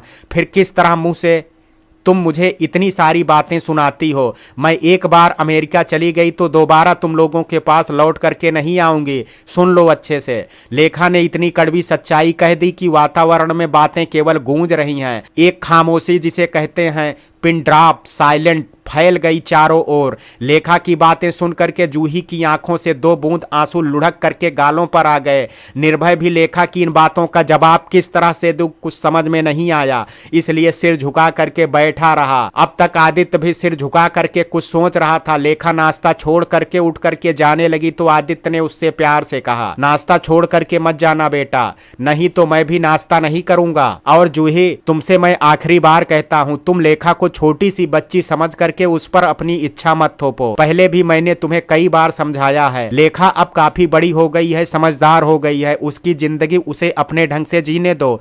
जब जब तुम उसके रास्ते में आने की कोशिश करोगी तब तक तुम्हें कड़वी सच्चाई का सामना करना पड़ेगा। आंसू बहाने से क्या मिलेगा? सच छुप तो नहीं जाएगा, सच तो सच ही रहेगा। लेखा ने कुछ गलत नहीं कहा है जो सुन करके तुम रो रही हो। उसने जो भी कहा है बिल्कुल सच कहा है। आज अगर उसकी जिंदगी इस राह पर खड़ी है तो इसका कारण हम दोनों ही हैं। उसे यह बात कहने के लिए मजबूर क्यों करती हो? आदित्य के समझाने पर जूही को एहसास हुआ कि सचमुच आज लेखा जो भी सह रही है या पा रही है इसका कारण तो हम दोनों ही हैं। भरी हुई आंखों से जूही ने लेखा की ओर देखते हुए कहा, आई एम सॉरी लेखा बेटा, आगे से मैं तुम्हें किसी बात के लिए नहीं रोकूंगी। तुम आज़ाद हो अपनी ज़िंदगी अपने ढंग से जीने के लिए और हम तुम्हारे साथ हैं। मैं भी तुम्हारे साथ हूँ लेखा। ज़िंदगी में हमेशा तुम मुझे अपने साथ पाओगी। कभी कोई बात हो तो मुझसे मत छुपाना। भाई ना सही एक दोस्त समझ करके मुझे हर बात शेयर करना। लेखा के मन का दर्द समझ करके निर्भय की आंखें भर आई। निर्भय की बात सुन करके लेखा ने उसकी ओर मुस्कुरा करके देखा और कहा, तुम मेरे भाई भी हो और दोस्त भी। क्या कोई भाई दोस्त नहीं हो सकता या कोई दोस्त भाई नहीं हो सकता? मुझे पता है कदम दर कदम तुम मेरे साथ हो, तभी तो मुझे ज़िंदगी में आगे बढ़ने की हिम्मत मिलती है। सचमुच मैं बहुत लकी हूँ जो तुम जैसा दोस्त और तुम जैसा भाई मिला। लेखा के चेहरे पर मुस्कुराहट देख करके सब लोग थोड़ा सा नॉर्मल फील करने लगे। सबसे ज़्यादा खुश हुआ निर्भय और खुशी से ही कहा, फिर तो अमेरिका जाने की तैयारी जोरों शोरों से शुरू कर दो लेखा। मैं तुम्हें अनुषा का फ़ोन नंबर और घर का एड्रेस दे दूंगा। अनुषा से तुम्हारे बारे में सारी बातें बता दूंगा, या फिर एक दिन तुम मेरे साथ बैठ करके अनुषा से वीडियो चैट कर लेना। अनुषा भी तुम्हें देख लेगी तो एयरपोर्ट पर देख करके तुम्हें पहचान जाएगी। सबसे पहले तुम अनुषा के घर जा करके ठहरना, उसके बाद यूनिवर्सिटी जाना। जो भी यूनिवर्सिटी मिले अनुषा हमेशा तुमसे मिलने जाया करेगी, और कभी कभी तुम अनुषा से भी मिलने जाना तो तुम्हें अकेलापन बिल्कुल भी नहीं लगेगा। अनुषा तुम्हें पूरा अमेरिका घुमा करके दिखा सकती है, उसे सब कुछ पता है। यह तो बहुत अच्छी बात हो गई निर्भय। मैं खुद भी तो अनुषा से मिलने के लिए बेताब हूँ। अनुषा कहाँ रहती है? न्यूयॉर्क में रहती है। मैं तो न्यूयॉर्क और बॉस्टन के कुछ यूनिवर्सिटी के लिए अप्लाई करने वाली हूँ। जहाँ मिल जाए, न्यूयॉर्क मिल जाए तो बहुत ही अच्छा है, बॉस्टन मिल जाएगा तो भी अच्छा, क्योंकि बॉस्टन ज़्यादा दूर नहीं है न्यूयॉर्क से। You are right. तो फिर शुरू हो जाओ, जम करके पढ़ाई करो। एमबीए के बाद तो तुम्हारी अच्छी सी जॉब पक्की है। Always be happy, forget your past, always move forward. निर्भय ने एक मुस्कान बिखेर दी तो लेखा ने भी मीठी सी मुस्कान दे करके माहौल को हल्का फुल्का कर दिया। लेखा को खुश देख करके आदित्य भी बहुत खुश हो गया और लेखा को पॉजिटिव एनर्जी देने के लिए कहा पड़ा, या हुई ना मेरी बेटी Lekha, I like your spirit, go ahead and search your niche मंजिल, I am always with you my child, may God bless you. Lekha को अमेरिका जाने के लिए जीमैट एग्जाम की तैयारी करनी है, इसलिए वह पढ़ाई में व्यस्त हो गई। अब तक जो भी घटना घटित हुई सब कुछ भुलाने के लिए सबसे अच्छा रास्ता अपने काम में व्यस्त रहना, और लेखा वही कर रही है। ऐसा नहीं है कि सूर्यांश के लिए लेखा के मन में भावना नहीं है, मगर भावना के बसीभूत होकर के कोई गलत निर्णय ले लेना भी ठीक नहीं है। यह बात भी उसे समझ में अच्छी तरह से आ रही है, समझना भी चाहिए, क्योंकि इतनी उम्र तो हो ही गई है अच्छे बुरे का फर्क समझ सके, और अपनी मां की जिंदगी से उसने बहुत कुछ सीखा है। निर्भय अपने पापा आदित्य के साथ ऑफिस जाने लगा और कंपनी के काम में बिजी हो गया। तमाम व्यस्तताओं के बीच में भी वह सूर्यांश को नहीं भूला। उस दिन सूर्यांश घर से दुखी होकर के निकला था। उसके बाद 2-3 दिन हो गए, मगर व्यस्तता के कारण निर्भय ने उसे कोई फोन नहीं किया और ना ही सूर्यांश ने किसी तरह का कोई कांटेक्ट किया। आज ऑफिस में बैठे बैठे निर्भय को सूर्यांश की बड़ी याद आने लगी और वह मन ही मन सोचने लगा, पता नहीं किस हाल में होगा सूर्यांश। उस दिन तो उसकी हालत ठीक नहीं थी, बहुत मायूस होकर के घर से निकल पड़ा था। तबीयत ठीक है कि नहीं कुछ भी पता नहीं, मैंने ही गलती की, उसकी एक बार खबर लेनी थी। आज शाम को लौटते वक्त एक बार उसकी खबर लेने उसके घर अवश्य जाऊंगा। निर्भय बैठे बैठे क्या सोच रहे हो बेटा, कोई काम समझ में नहीं आ रहा है तो समझा दूं क्या? आदित्य की आवाज जैसे ही निर्भय के कानों में पड़ी तो वह जैसे नींद से जाग उठा। नहीं पापा कुछ नहीं सोच रहा, बस मन थोड़ी देर के लिए सूर्यांश के पास चला गया था, पता नहीं सूर्यांश किस हाल में होगा। अरे हाँ, उस दिन सूर्यांश आया था हमारे घर, उसके बाद उसकी कोई खबर नहीं मिली। कई बार मैं भी उसके बारे में सोचता हूँ, मगर सोच करके भी क्या करूँ। अभिनव ने भी इन दिनों मुझसे कोई कांटेक्ट नहीं किया, मैं भी काफी व्यस्त रहा इसलिए फोन नहीं कर पाया। सूर्यांश ने तुमसे बात की थी क्या? कोई खबर है तुम्हारे पास? नहीं पापा, उस दिन उसकी हालत ठीक नहीं थी। लेखा का निर्णय सुन करके वह बहुत दुखी था और कुछ कहे बिना ही चला गया था। उसके बाद उसने कोई बात नहीं की। मेरी भी गलती है, मैंने भी उसे फोन नहीं किया। आज मैं एक बार उसके घर जाना चाहता हूँ उसकी हाल चाल जानने। अवश्य जाओ बेटा, तुम्हें जाना चाहिए, तुम्हारा बचपन का दोस्त है। लेखा ने अपना निर्णय बदल दिया तो क्या उससे दोस्ती तो नहीं टूट जाती? हाँ पापा, बहुत खुशनुमा पल उसके साथ बिता है, कैसे भुला सकता हूँ। पहले तो सोचा था वह हमारा रिश्तेदार बनने वाला है, मगर सब कुछ उलट पुलट हो गया। पता नहीं समय क्या चाहता है। निर्भय थोड़ा उदास हो गया। तुम्हें अगर सूर्यांश के घर जाना है तो अभी निकल जाओ, उसके साथ थोड़ी देर बैठो और उसे समझाओ आगे की जिंदगी हिम्मत से जीना है। अमेरिका जाने के लिए पढ़ाई कर रहा है कि नहीं, जा करके देखो, उसे एंकरेज करो। घड़ी की ओर देख करके निर्भय ने कहा, अभी 4 बज रहा है, मैं निकल जाता हूँ। ठीक है पापा, मैं निकलता हूँ। ओके बेटा, अच्छे से जाना और खबर लेकर के मुझे बताओ। काल बेल बजते ही गीतांजलि ने दरवाजा खोला तो देखा सामने निर्भय खड़ा है। थोड़ी देर तो गीतांजलि को समझ में नहीं आया निर्भय क्यों आया है और उससे क्या कहे। उसका मन सोच की गली में भटकने लगा। निर्भय क्यों आया है? सब कुछ तो खत्म हो गया। उसकी बहन ने मेरे बेटे को डिप्रेशन की अंधेरी खाई में ढकेल दिया। अब हालचाल जान करके भी क्या होगा? हमें किसी की दया और सहानुभूति नहीं चाहिए। सहानुभूति दिखाएगा तो मैं 2 टूक जवाब दे दूंगी। गीतांजलि को चुपचाप खड़ी देख करके निर्भय ने धीरे से कहा, नमस्ते आंटी जी, मैं निर्भय। आपने मुझे पहचाना नहीं क्या? आप बिल्कुल खामोश हो गई मुझे देख करके। मैं अंदर नहीं आ सकता क्या? अरे हाँ बेटा, निर्भय बेटा, आ जाओ आ जाओ, अंदर आ जाओ, अंदर आकर के बैठो। गीतांजलि जैसे नींद से जाग उठी। ड्राइंग हॉल के सोफे पर बैठते हुए निर्भय ने पूछा, कैसी हो आंटी आप? अंकल और सूर्यांश कैसे हैं? हम सब अच्छे हैं बेटा, आप सुनाओ आप लोग कैसे हो। निर्भय ने गीतांजलि की ओर नजर उठा करके अच्छे से देखा तो पाया गीतांजलि का चेहरा मुरझाया हुआ है और आंखों के नीचे काले घेरे बने हुए हैं। उसे समझने में देर नहीं लगी कि जरूर कोई ऐसी बात है जिसके कारण आंटी की ऐसी हालत हो गई है। उसने बिना देर किए ही कहा, हम तो अच्छे हैं आंटी, मगर आपकी तबीयत ठीक नहीं है, ऐसा लग रहा है। सब कुछ ठीक है बेटा, ऐसी कोई बात नहीं है, सब कुछ ठीक तो नहीं है। सूर्यांश कहाँ है आंटी? सूर्यांश अपने कमरे में सो रहा है। सो रहा है इस वक्त? या तो सोने का वक्त नहीं है, क्या मैं उसके कमरे में जा करके उससे मिल सकता हूं आंटी? निर्भय समझ गया कि सूर्यांश के साथ जरूर कोई बात है, वह सही नहीं है। हाँ हाँ बेटा, जा करके देख लो, वह आजकल किसी से भी बात नहीं करना चाहता, पता नहीं उसे क्या हो गया है। हम तो समझा समझा करके हार गए हैं। पूरे घर में एक उदासी और खामोशी छाई हुई है। वह जब किसी से बात ही नहीं करता तो हम किससे बात करें? गीतांजलि की आंखें छलछला आई। यह बात निर्भय से छिपी नहीं।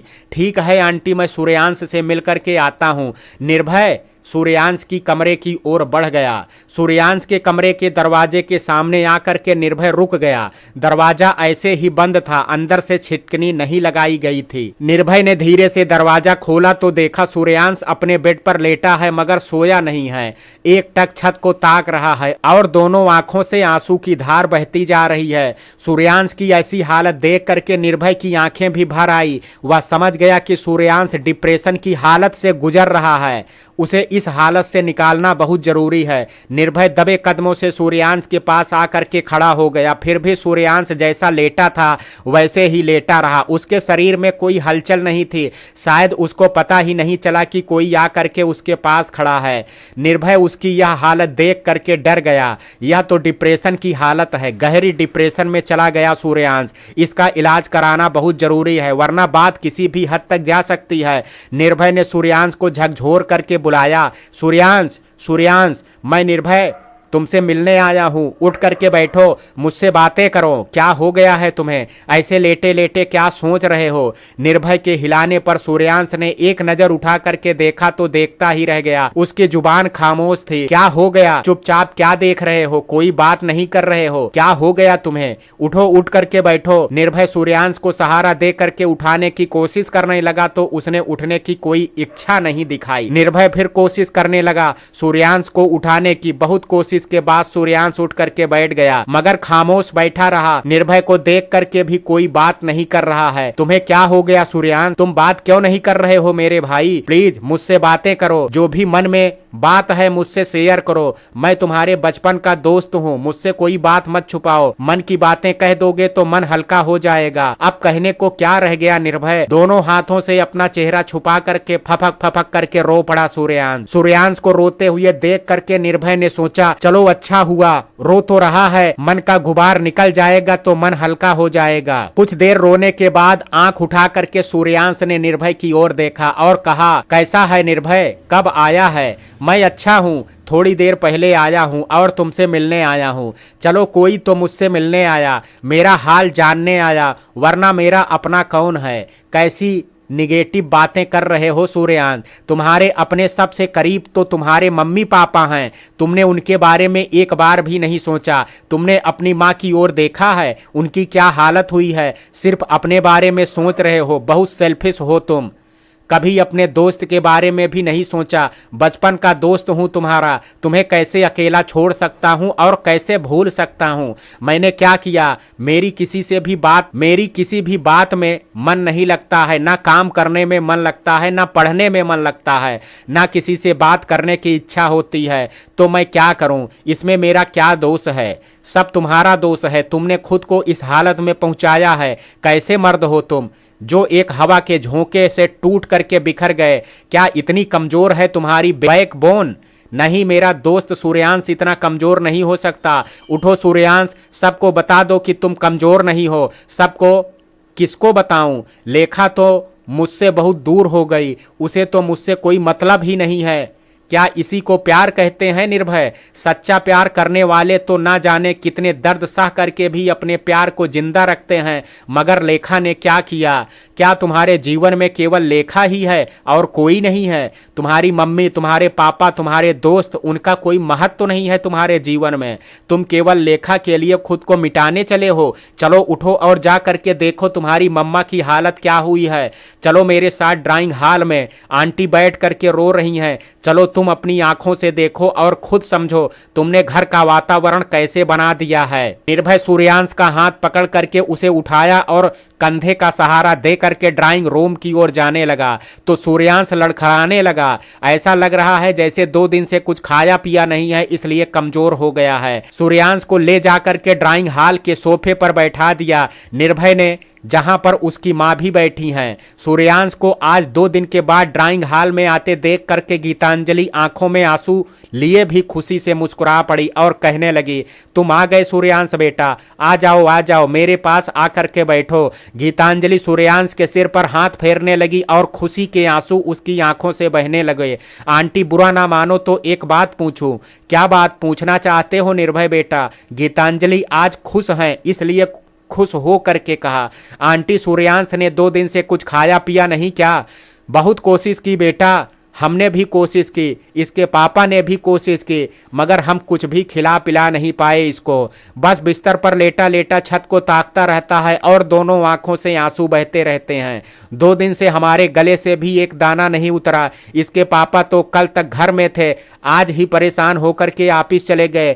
तुम समझा करके आज 2 दिन के बाद इसे ड्राइंग रूम में लेकर के आए हो। मुझे बहुत खुशी है, तुम्हारा एहसान मैं नहीं भूलूंगी बेटा। इसमें एहसान की कोई बात नहीं है आंटी। सूर्यांश मेरे बचपन का दोस्त है, अगर वह अच्छा नहीं है तो मुझे भी अच्छा कहाँ लगेगा। 2 दिन मैं बहुत व्यस्त था इसलिए फोन नहीं कर पाया, मगर आंटी आप तो एक बार मुझे बता सकती थी, बताती तो मैं सब काम छोड़ करके आ जाता। अपने दोस्त के लिए इतना तो कर ही सकता हूँ। निर्भय ने फिर सूर्यांश की ओर देख करके कहा, सूर्यांश मेरी बात ध्यान से सुनो और उसे समझने की कोशिश करो। परिस्थिति जैसी भी हो, अगर तुम सचमुच कमजोर नहीं हो तो परिस्थितियों का सामना करके दिखा दो। लेखा को मैंने बहुत समझाया मगर कोई फायदा नहीं हुआ। उसकी भी गलती नहीं है, बचपन से उसने बहुत कुछ देखा है, बहुत कुछ सहा है। शायद सब कुछ सहते सहते वह ऐसी बन गई है और अब सहना नहीं चाहती, इसलिए हमने भी प्रेशर क्रिएट नहीं किया। अगर कोई गलत कदम उठा लेगी तब क्या होगा सोच करके हम भी खामोश हो गए। अब वह एडल्ट है, उसे उसके हाल पर छोड़ देना चाहिए। समय बड़ा बलवान है, समय के साथ सब कुछ फिर से ठीक भी हो सकता है। इसी उम्मीद के साथ जीना चाहिए। सूर्यांश तुम मेरी बात ध्यान से सुनो और उठो। अपने लिए ना सही अपने मम्मी पापा के लिए सोचो। इतना स्वार्थी मत बनो। अगर तुम्हारा प्यार सच्चा है तो इस सच्चे प्यार पर भरोसा रखो। समय कभी ना कभी तुम्हारा साथ अवश्य देगा। इस विश्वास के साथ जिंदगी के रास्ते पर चलते रहो। एक नई उमंग लेकर के, उम्मीद लेकर के। यह जीवन बहुत कीमती है, इसे यूं ही मत गंवाओ। क्या पता दोबारा यह जिंदगी मिले या ना मिले। एक सांस में सारी बातें कह करके निर्भय उम्मीद लेकर के सूर्यांश की ओर देखने लगा। निर्भय की बातें सुन करके गीतांजलि की आंखें गंगा यमुना की भांति बहने लगी। जिसे सूर्यांश ने देखा तो उससे अपनी मां का यह दुख देखा नहीं गया। मां के करीब आकर के उसने आंसू पोंछते हुए कहा, रो मत मम्मा, मैं तुम्हारे पास ही तो बैठा हूं, मुझे कुछ नहीं हुआ है। मुझे बहुत भूख लगी है, कुछ खाने को दो ना। 2 दिन से मैंने कुछ भी नहीं खाया। सूर्यांश की बात सुनकर के उसकी मां खुशी के मारे रोते रोते उठ करके किचन की ओर चली गई सूर्यांश के लिए खाना लाने के लिए। निर्भय तो खुशी के मारे जैसे उछल पड़ेगा। उसने सोचा ही नहीं था कि सूर्यांश इतनी जल्दी उसकी बातें समझ जाएगा। बचपन से ही सूर्यांश समझदार लड़का है, मगर प्यार टूटने के बाद जैसा हाल होता है वही हुआ उसके साथ। ऐसे समय में एक दोस्त की जरूरत थी, जिसकी साथ की उसकी जरूरत थी। निर्भय को पाकर के सूर्यांश समझ गया कि उस दुनिया में दोस्त की बहुत जरूरत है, जो बुरे समय में पास खड़े होते हैं। निर्भय आगे बढ़ करके सूर्यांश के गले लग गया और कहा, थैंक यू मेरे दोस्त, थैंक यू वेरी मच, मुझे यह तोहफा देने के लिए। आंटी की हालत मुझसे देखी नहीं जा रही है। आंटी को खुश देख करके मैं बहुत खुश हूँ। मुझे लगा था मैंने अपना दोस्त को खो दिया है, मगर तुमने आकर के साबित कर दिया कि तुम अभी भी मेरे दोस्त ही हो। मैं तुम्हारा दोस्त था, दोस्त हूँ और जीवन भर दोस्त रहूंगा। कोई भी बात हो तो मुझसे मत छुपाना। वादा करो तुम कल से पढ़ाई करोगे और अमेरिका जाने की तैयारी करोगे। निर्भय की बात सुनकर के सूर्यांश मन ही मन सोचने लगा, लेखा मैं तुम्हें एक अच्छी जिंदगी जी करके दिखा दूंगा। मैं यह साबित कर दूंगा कि मैं हारा नहीं हूं और हारने वालों में से नहीं हूं। चाहे तुम मुझे कितना ही दुख दो, उन दुखों पर मैं विजय हासिल करके ही रहूंगा। हाँ, मैं कल से पढ़ाई शुरू करूंगा। मेरा वादा रहा मेरे दोस्त, अमेरिका में एक अच्छी यूनिवर्सिटी मिले यही कोशिश रहेगी मेरी। That's like my friend Suryansh, keep it up. दोनों दोस्तों ने हाथ मिलाया और एक दूसरे को देख करके एक बिग स्माइल दी। गीतांजलि ने ट्रे में सूर्यांश के लिए खाना लेकर के जैसे ही ड्राइंग रूम में प्रवेश किया तो दोनों की मुस्कुराहट देख करके खुशी से फूली नहीं समा रही हैं। सूर्यांश के सामने टेबल पर खाने को ट्रे रखते हुए कहा, चलो आज मैं तुम्हें अपने हाथों से खिला देती हूँ। निर्भय तुम तब तक यहीं पर रहना जब तक सूर्यांश पूरा खाना नहीं खा लेता। सूर्यांश तू बड़ा किस्मत वाला है, आज तू फिर बच्चा बन गया और माँ तुझे खिला रही है। माँ के हाथ से खाना था तो इतना नाटक करने की क्या जरूरत थी। एक बार बोल देता तो आंटी मना थोड़े करती। निर्भय की बात सुनकर के तीनों एक दूसरे को देख करके हंस पड़े और उनकी हंसी की रोशनी से पूरा घर आलोकित हो उठा। घर पहुंचते ही अभिनव अरोड़ा ने सबसे पहले सूर्यांश के बारे में पूछा। दिन भर वो ऑफिस में जरूर था मगर मन तो घर में सूर्यांश के आसपास भटक रहा था। गीतांजलि को भी काफी नॉर्मल देखा तो उसे आश्चर्य हुआ। क्या बात है, सुबह तो गीतांजलि बहुत बीमार सी लग रही थी, अभी तो बिल्कुल फ्रेश लग रही है। चेहरे पर बहुत ज्यादा तनाव भी नहीं दिख रहा है। मुस्कुरा करके मेरा स्वागत भी किया। सूर्यांश कहाँ है गीतांजलि, क्या कर रहा है, अभी भी सो रहा है क्या? दिन भर कुछ खाया पिया कि नहीं? तुमने कोशिश की या फिर यूं ही उसे सोने दिया? बाप रे, एक साथ इतने सारे सवाल, कौन से सवाल का जवाब पहले दूं? अभिनव की ओर देख करके गीतांजलि ने मुस्कुरा करके कहा। गीतांजलि को मुस्कुराते हुए देख करके अभिनव फिर सोच की दुनिया में भटकने लगा। क्या बात है गीतांजलि, इतनी खुश नजर आ रही हो, कुछ जादू हो गया क्या? सूर्यांश ठीक हो गया क्या? क्या बात है गीतांजलि, तुम्हारे चेहरे पर मुस्कुराहट? सुबह जब मैं गया था तब तुम्हारी आंखों में आंसू थे, मुझसे कुछ छुपा रही हो ऐसा लगता है। तुमने मेरी बात टाल दी, मेरी बातों का जवाब नहीं दिया। सूर्यांश कहाँ है और क्या कर रहा है? अपने कमरे में है, तुम खुद ही जा करके देख लो ना क्या कर रहा है। जाता हूं, पहले फ्रेश हो जाता हूं, उसके बाद तब तक तुम मेरे लिए गर्मा गर्म चाय दे दो। अभिनव की बात सुनकर के गीतांजलि मुस्कुराते हुए किचन की ओर चली गई। फ्रेश हो करके अभिनव अरोड़ा अपने बेटे सूर्यांश की हालचाल जानने के लिए उसके कमरे के सामने आया तो देखा सूर्यांश बैठ करके पढ़ाई कर रहा है। दरवाजे पर खड़ा हो करके वह सोचने लगा, सुबह के सूर्यांश और अभी के सूर्यांश में जमीन आसमान का फर्क है। यह जादू कैसे हो गया? किसने की यह जादू? जिसने भी की हो जीवन भर मैं उसका आभारी रहूंगा। सूर्यांश की नजर अचानक दरवाजे की ओर उठी तो देखा पापा खड़े हो करके कुछ सोच रहे हैं। पापा, आप दरवाजे पर खड़े क्यों हैं? आइए अंदर आ करके बैठिए। सूर्यांश की बात सुन करके अभिनव जैसे नींद से जाग उठा। सूर्यांश के चेहरे पर नजर पड़ते ही आश्चर्यचकित हो करके कहा, सूर्यांश बेटा तुम ठीक हो गए? हाँ पापा, मैं अभी ठीक हूँ, मगर यह सब हुआ कैसे? सुबह तो मैंने तुमसे कितनी बार कहा मगर तुम बिस्तर से उठे ही नहीं, ना ही कुछ खाया पिया। हार करके मैं ऑफिस चला गया, ऑफिस जाना भी जरूरी था। ऑफिस में बैठ करके भी तुम्हारे बारे में ही सोचता रहा। पापा, निर्भय आया था मुझसे मिलने। सूर्यांश अपनी बातें पूरी करता उससे पहले ही अभिनव अरोड़ा गुस्से में बोल पड़ा, निर्भय किस लिए आया था? हम लोगों से तो रिश्ता खत्म करके चली गई लेखा, फिर निर्भय को आने की क्या जरूरत पड़ गई? गीतांजलि धीरे से आकर के अभिनव अरोड़ा के पीछे खड़ी होकर के सारी बातें सुन रही थी। अपने पति का गुस्सा देख करके बात को संभालते हुए उसने कहा, निर्भय ही तो है जो सूर्यांश का सच्चा दोस्त है। उसने आकर के ही तो सूर्यांश को उठाया और ड्राइंग हॉल में ले करके आया, उसे बहुत समझाया, बहुत हिम्मत दी, जिंदगी को नई तरीके से जीने के लिए प्रेरित किया। तभी तो सूर्यांश उठ करके संभला है, खाना खाया और नहा धो करके पढ़ने के लिए बैठ गया। निर्भय ने जो भी किया उसे मैं जीवन भर नहीं भूल सकती। एक तरह से उसी के कारण मुझे अपना बेटा वापस मिला, वरना पता नहीं क्या हो जाता।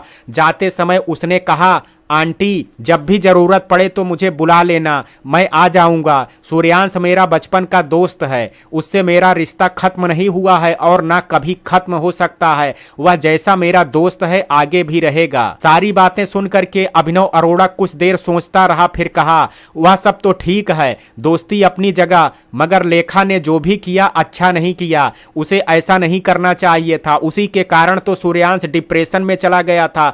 मैं यह बात भूल नहीं पाता। पापा, एक बार लेखा की जगह अपने आप को रख करके सोचिए। लेखा ने जो भी किया गलत नहीं किया। हर इंसान का अपना स्वाभिमान होता है, उसके स्वाभिमान को हम सब ने मिल करके बहुत चोट पहुंचाई है। उसकी माँ, उसका अपमान किया हमारे रिश्तेदारों ने। एक समय आप दोनों ने भी किया था, यह रिश्ता मानने के लिए इनकार कर दिया था। लेखा सब जानती है। उसकी जगह अगर मैं होता तो शायद मैं भी यही कदम उठाता। इसलिए उसे गलत कहने से पहले हमें अपने अंदर झांक करके देखना चाहिए, हमने कहां कहां गलत किया। आज सूर्यांश के चेहरे पर एक आत्मसंतुष्टि है, क्योंकि उसने लेखा के दृष्टिकोण से सोच करके देखा तो लेखा को सही जगह पर पाया। सूर्यांश ने जो कहा उस पर मैंने भी सोचा और लेखा को सही जगह पर पाया। उस लड़की ने बचपन से अब तक बहुत कुछ सहा है। उसे अपनी जिंदगी अपने ढंग से जीने का पूरा हक है। मैं तो खुश हूं अपने सूर्यांश को वापस सही हालत में पा करके। समय ने जो भी किया अच्छा ही किया, आगे भी अच्छा ही होगा, यही सोच करके हमें जिंदगी में आगे कदम बढ़ाना है। सूर्यांश को भी निर्भय ने यही समझाया। सूर्यांश समझदार है, इसलिए समझ गया। मुझे इस बात की बहुत खुशी है। गीतांजलि ने भी सूर्यांश के बातों का समर्थन किया। आप लेखा को एक बार माफ कर दो पापा, उसे अपनी जिंदगी अपने ढंग से जीने दो और मुझे अपनी जिंदगी अपने ढंग से जीना है। मैं अमेरिका जाना चाहता हूं एमबीए करने के लिए, इसलिए नहीं कि लेखा जा रही है, बल्कि जिंदगी को समझने के लिए मुझे थोड़ा सा समय चाहिए। बाहर जाकर के मैं नए नए लोगों से मिलना चाहता हूं, जिंदगी के अलग अलग रंग देखना चाहता हूं।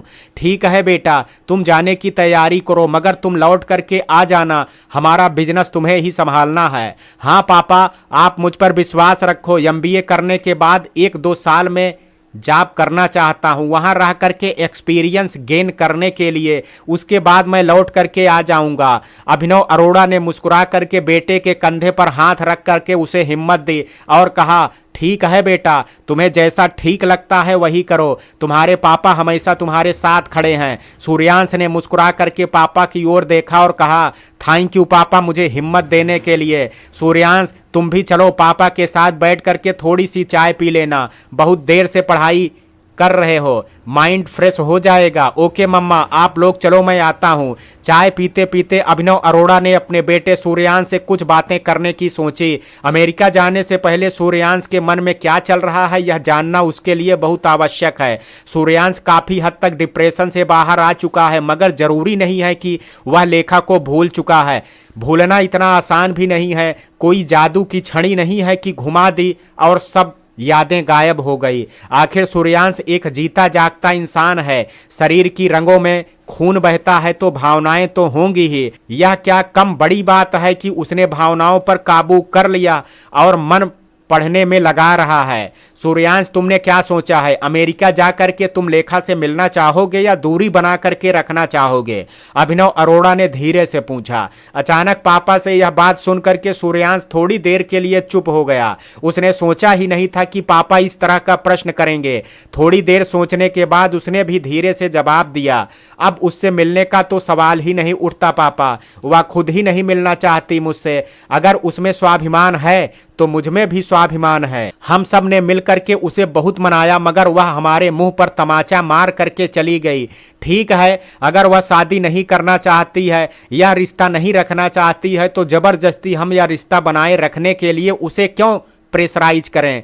मुझे भी आप लोगों की इज्जत बहुत प्यारी है। वह अगर अपने आप को इतनी स्ट्रांग समझती है तो मैं क्यों कमजोर बनूं? मैं भी जिंदगी में एक नया मकसद लेकर के आगे बढ़ना चाहता हूं। आज सूर्यांश की बात सुन करके अभिनव और गीतांजलि दोनों बहुत भावुक हो गए। दोनों की आंखों में खुशी के आंसू छलक आए। भर्राई हुई आवाज में गीतांजलि ने कहा, मुझे आज अपने बेटे पर गर्व है। मुझे पता है मेरा बेटा कमजोर नहीं है। तुमने जो भी सोचा है वही करो बेटा, जिसमें तुम्हें आत्मसंतुष्टि मिले उसी रास्ते पर चलो। हम तुम्हारे तुम्हारे साथ हैं। या हुई ना अभिनव अरोड़ा के बेटे जैसी बात। I am proud of you my son. मन में हमेशा ही यह जिद बनाए रखना तो जीवन के रास्ते पर चलना आसान हो जाएगा। मैं चाहता हूँ अमेरिका से जब तुम लौट करके आओगे तो मुझे एक आत्मविश्वास से भरा हुआ सूर्यांश दिखाई दे। फक्र से मेरा सर ऊंचा हो जाएगा। मैं गर्व के साथ कहूंगा, यह देखो मेरा बेटा सूर्यांश अमेरिका से एमबीए करके स्वदेश लौट के आया है। कहते कहते अभिनव अरोड़ा की आंखों में जीत की चमक दिखाई दी। मम्मी पापा, मैंने आप दोनों को बहुत दुख दिया है, इसलिए मैंने सोच लिया अब हर कदम मैं सोच समझ करके रखूंगा और आप लोगों को खुश रखने की कोशिश करूंगा। पहले बहुत स्वार्थी हो गया था, मैं केवल अपने सुख के बारे में सोच रहा था, मगर अपने सुख के बारे में सोच करके वह खुशी नहीं मिलती जो खुशी आप लोगों के सुख के बारे में सोच करके मिलेगी। 2 दिन तक अकेले में सोचने के बाद मुझे यह बात समझ में आई। निर्भय ने भी मुझे सही दिशा दिखाने में काफी मदद की, उसका एहसान मैं कभी नहीं भूल सकता। कहते कहते सूर्यांश की आंखों में एक अजीब सी चमक दिखाई दी। तुम्हें खुश देख करके हम खुश रहते हैं बेटा, तुम्हारी खुशी में ही हमारी खुशी है। जो कार्य करके तुम्हें खुशी मिलेगी तुम वही करो, गीतांजलि ने खुश हो करके कहा। हाँ बेटा, तुम्हें दुखी देख करके कुछ दिन से हम लोग भी बहुत दुखी थे। कुछ समझ में नहीं आ रहा था कि तुम्हें किस तरह से खुशी दें। अगर तुम खुश नहीं रहोगे तो हम लोग कैसे खुश रह सकते हैं। तुमने देखा नहीं कुछ दिनों से हमारे घर में कैसी उदासी छाई हुई थी। आज तुम्हें अच्छी हालत में देख करके फिर से खुशी लौट आई है। तुम हमेशा ऐसे ही रहना बेटा। अभिनव अरोड़ा ने भी खुशी खुशी गीतांजलि की बातों का समर्थन किया। अगर मान लो तुम दोनों को एक ही यूनिवर्सिटी मिल गई तो तब क्या करोगे सूर्यांश? गीतांजलि के मन में फिर प्रश्न जाग उठा। पहली बात, जहां तक मेरा सोचना है नहीं मिलेगी एक यूनिवर्सिटी। अगर मिल भी गई तो दूसरे क्लासमेट की तरह उससे भी मिलेंगे, मगर दोस्ती नहीं रख सकते हैं क्योंकि लेखा दोस्ती भी नहीं रखना चाहती है तो कोई बात नहीं, मगर क्यों नहीं रखना चाहती? तुमने ऐसा क्या गुनाह कर दिया? अभिनव अरोड़ा ने प्रश्न किया। पापा, उसका कहना है दोस्ती की हद से आगे बढ़ करके फिर पीछे लौटना मुश्किल है। उसको डर है कि कहीं फिर से कमजोर ना पड़ जाए, इसलिए सामने ही नहीं आना चाहती। उसका सोचना भी गलत नहीं है। जिसे वह जीवन साथी बनाना चाहती थी उससे दोस्ती रखने से हो सकता है भावनाएं फिर से जाग उठें, और वह शायद यह नहीं चाहती। जो भी है उसका व्यक्तिगत निर्णय है, उसे अपने जीवन पर अटल रहने दीजिए। हम क्यों बेकार में उसे लेकर के बात कर रहे हैं? मैं तो उस चैप्टर को भूलना चाहता हूं, मगर आप लोग बार बार बात करेंगे तो कैसे भूल सकता हूं? सूर्यांश थोड़ा सा परेशान सा दिखाई देने लगा। ओके, सॉरी बेटा, दोबारा मैं इस बारे में बात नहीं करूंगा। I am very sorry. तुम पढ़ाई में अपना मन लगाओ ताकि तुम्हें एक अच्छी यूनिवर्सिटी मिले। अभिनव अरोड़ा ने अपनी गलती समझी। इट्स ओके पापा, अब मैं किसी बात को लेकर के विचलित नहीं होता। मैं पढ़ाई अच्छे से करूंगा, आप निश्चिंत रहिए। पापा की ओर देख करके सूर्यांश ने हल्की सी मुस्कान बिखेर दी। सूर्यांश के होंठों पर मुस्कान देख करके गीतांजलि बहुत खुश हो गई और खुशी से कहा, रात के खाने में क्या खाना चाहते हो बेटा? हल्का फुल्का कुछ बना देना मम्मा। ज्यादा खाऊंगा तो बहुत तेज नींद आएगी, मैं तो पढ़ नहीं पाऊंगा। एग्जाम के लिए ज्यादा दिन नहीं रह गए हैं, इसलिए रात को जाग करके पढ़ना बहुत जरूरी है। बहुत दिन तो यूं ही बेकार में चले गए, अब और समय बर्बाद नहीं कर सकता। सूर्यांश की समझदारी भरी बातें सुन करके गीतांजलि ने फिर खुशी से कहा, ठीक है बेटा, हल्का फुल्का ही कुछ बना देंगे जो तुम्हें पसंद है। अच्छा मम्मा, अच्छा पापा, तो मैं अब जाता हूं, समय वेस्ट नहीं करना चाहता। ओके बेटा, जाओ, तुम अपनी पढ़ाई करो और मैं जाती हूं किचन की ओर। गीतांजलि ने मुस्कुरा करके कहा, मेरा तो कोई काम नहीं है, अभी मैं थोड़ी देर टीवी देखना चाहता हूं। आप लोग अपना अपना काम करते रहो। आज अभिनव अरोड़ा भी रिलैक्स के मूड में है। सूर्यांश उठ करके खुशी खुशी अपने कमरे की ओर बढ़ गया। पीछे से गीतांजलि और अभिनव अरोड़ा दोनों अपने बेटे के इस रूप को देख करके अपनी आंखों का सुकून पहुंचा रहे हैं। बहुत दिनों के बाद घर में खुशी की महक फैल गई जो सांसों में घुल करके मन को आनंदित किए दे रही है। आखिर लेखा और सूर्यांश की मेहनत रंग लाई। लेखा को बॉस्टन की हार्वर्ड यूनिवर्सिटी मिली, जिसे टॉप मोस्ट बिजनेस स्कूल में गिना जाता है। बहुत पुरानी यूनिवर्सिटी है और बहुत से ब्राइट स्टूडेंट इस हार्वर्ड यूनिवर्सिटी से निकल चुके हैं। लेखा तो खुशी के मारे फूली नहीं समा रही है। इतनी अच्छी यूनिवर्सिटी मिलने के कारण, और वो भी मनपसंद जगह पर। न्यूयॉर्क से बॉस्टन ज्यादा दूर नहीं है, इसलिए अब अनुषा सुब्रमण्यम से मिलने की संभावना भी अधिक हो गई है। लेखा के मन में गुदगुदी होने लगी। न्यूयॉर्क पहुंच करके अनुषा से मिलने और उसके साथ न्यूयॉर्क शहर घूमने का जो सपना मन में संजो करके रखा है, वह सपना अब पूरा होने वाला है। मैनहट्टन का नाम बहुत बार सुना है, मगर नजदीक से देखने का तो मजा ही अलग है। अटलांटिक ओशन के किनारे बना हुआ न्यूयॉर्क शहर और मैनहट्टन की गगनचुंबी इमारतों की खूबसूरती सबका मन मोह लेती है। समुद्र किनारे बेंच पर बैठे समुद्री ठंडी ठंडी हवा और सूर्य किरणों का गर्म स्पर्श मन में एक ऐसी आनंद भूत की गर्माहट देता है जिसे शब्दों में बयान करना मुश्किल है। लेखा अब इस अनुभूत को दिल के कोने में संजो करके रख पाएगी। रात को न्यूयॉर्क के मेन शहर में जो रंग बिरंगे लाइटों की चमक है, वह चमक भी किसी इंसान को मंत्रमुग्ध कर देने के लिए काफी है। बस लेखा का इतना ध्यान रखना पड़ेगा कि इस चकाचौंध में खुद को गुम होने नहीं देना है। वैसे भी वह अमेरिका इसलिए जा रही है क्योंकि खुद को तलाशना चाहती है। ऐसे में अगर खुद गुम हो जाएगी तो खुद को तलाशना मुश्किल हो जाएगा। कई बार ऐसा होता है बच्चों के साथ, चकाचौंध में खो जाते हैं और उससे बाहर नहीं आ पाते हैं। जीवन भर वहीं गुम होकर के रह जाते हैं, दोबारा स्वदेश लौट ही नहीं पाते हैं। जो भी हो, लेखा की किस्मत कहेंगे या उसकी मेहनत का फल, उसे एक फेमस यूनिवर्सिटी में फाइनेंस से MBA करने का मौका मिल जाता है। जो सपना उसने बहुत बार देखा, आज वह हकीकत में तब्दील होने जा रहा है। सूर्यांश को लॉस एंजल्स के एक बहुत अच्छे बिजनेस स्कूल में एडमिशन मिला।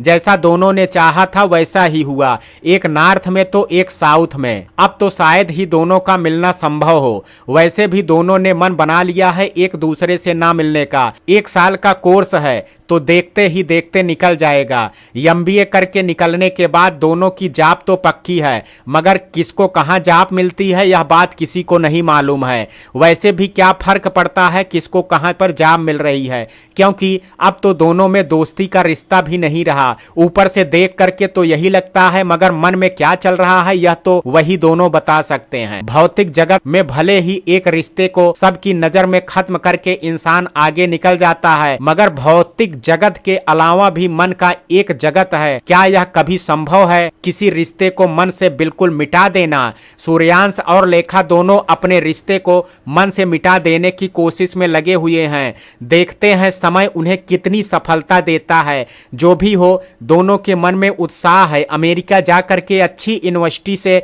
MBA करना और वहां रह करके एक्सपीरियंस गेन करना चाहते हैं। जिंदगी को अलग ढंग से सोचना, देखना और खुद को तलाशना, इस कार्य में दोनों को कितनी सफलता मिलती है यह तो समय ही बताएगा। आज लेखा अमेरिका के लिए उड़ान भरने वाली है। एयरपोर्ट पर निर्भय, जूही और आदित्य तीनों उसे सी ऑफ करने आए हैं। लेखा के चेहरे पर खुशी के साथ सबसे कुछ सालों के लिए अलग रहने का एक दुख भी है, इसलिए बार बार आंखें भर आ रही हैं। जूही और आदित्य को भी लेखा के जाने की खुशी है और थोड़ा दुख भी है। लेखा के कारण घर में बहुत चहल पहल बनी रहती है। अब थोड़ा सूनापन आएगा।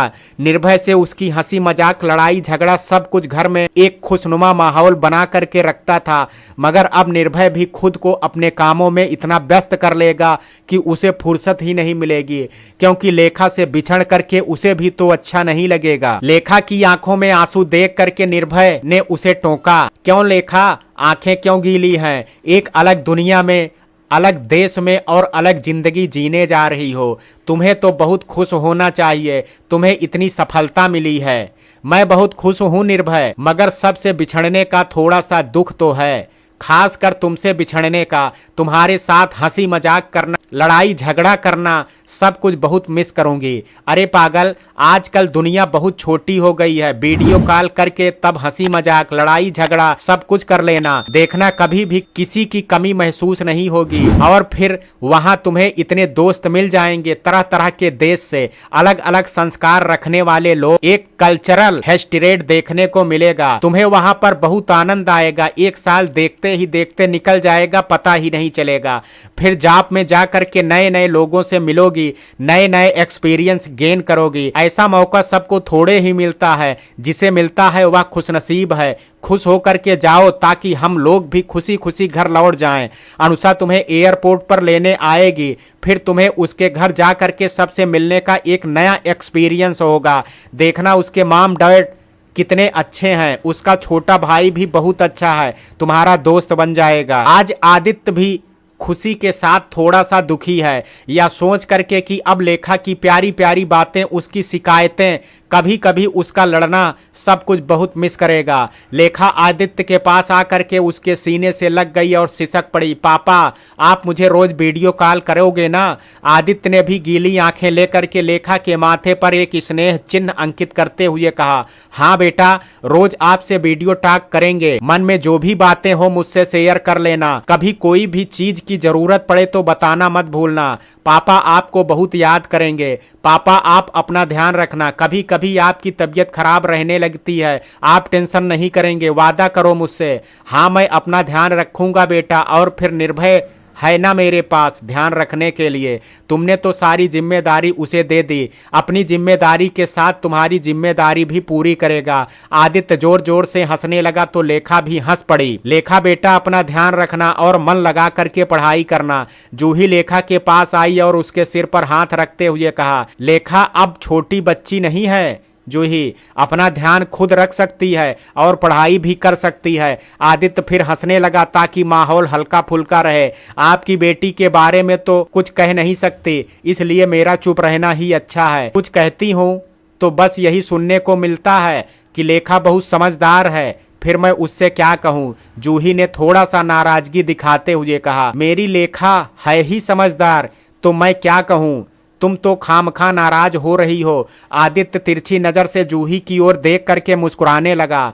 मान गए आपकी बेटी दुनिया की सबसे समझदार बेटी है, इसलिए आप अपनी बेटी को समझा दीजिए कि रात को बहुत घूमा ना करे, जो भी करना है दिन में करे। लेखा तुमने सुन लिया मम्मा ने क्या कहा? मम्मा के आदेश का उल्लंघन मत करना। मैंने कोई आदेश नहीं दिया, केवल समझाया है। बातों को घुमा फिरा करके क्या कहना चाहते हो आदि? यही कि माँ के आदेश का पालन करना संतान का कर्तव्य होता है। तुमसे तो बात करना ही बेकार है, जब देखो बातों को तोड़ मरोड़ करके खिचड़ी बना डालते हो। मुझसे तो ना जाने किस जन्म का बैर है। बच्चों के सामने मुझसे लड़ने में बहुत मजा आता है तुम्हें। बच्चे क्या सोचेंगे कि हम दोनों हमेशा लड़ते रहते हैं। लेखा और निर्भय दोनों मम्मी पापा की बातें सुन करके एक दूसरे को देख करके मुस्कुराने लगे। मुस्कुराते हुए लेखा ने कहा, हम कुछ नहीं सोचेंगे मम्मा, मुझे पता है पापा आपसे मजाक कर रहे हैं। जब पापा आपसे बहुत ज्यादा मजाक करते हैं तो आप बिल्कुल चिढ़ जाती हैं, तब बहुत अच्छी लगती हो। हमें भी आपका चेहरा देख करके बड़ा मजा आता है। सुन ली आपकी बेटी की बात, लाड प्यार में इतना बिगाड़ दिया कि कुछ भी कहती है मैं चिढ़ जाती हूँ, तो इसको मेरा चेहरा अच्छा लगता है। माम ऐसे ही संतान की नानी नहीं कहती थी इसे, बिल्कुल शैतान की नानी है। मम्मा की बात सुन करके लेखा और जोर जोर से हंस पड़ी। लेखा की हंसी देख करके आदित्य ने भी कहा, देखा मेरी बेटी को हंसी आ गई, उदास होकर के जा रही थी, हंसा दिया ना इसे। अब पूरी जर्नी इसको हमारी बात सोच करके हंसी आएगी। इतनी देर निर्भय चुप होकर के सारी बातें सुन रहा था। पापा की बात सुन करके चुप नहीं रह सका। पापा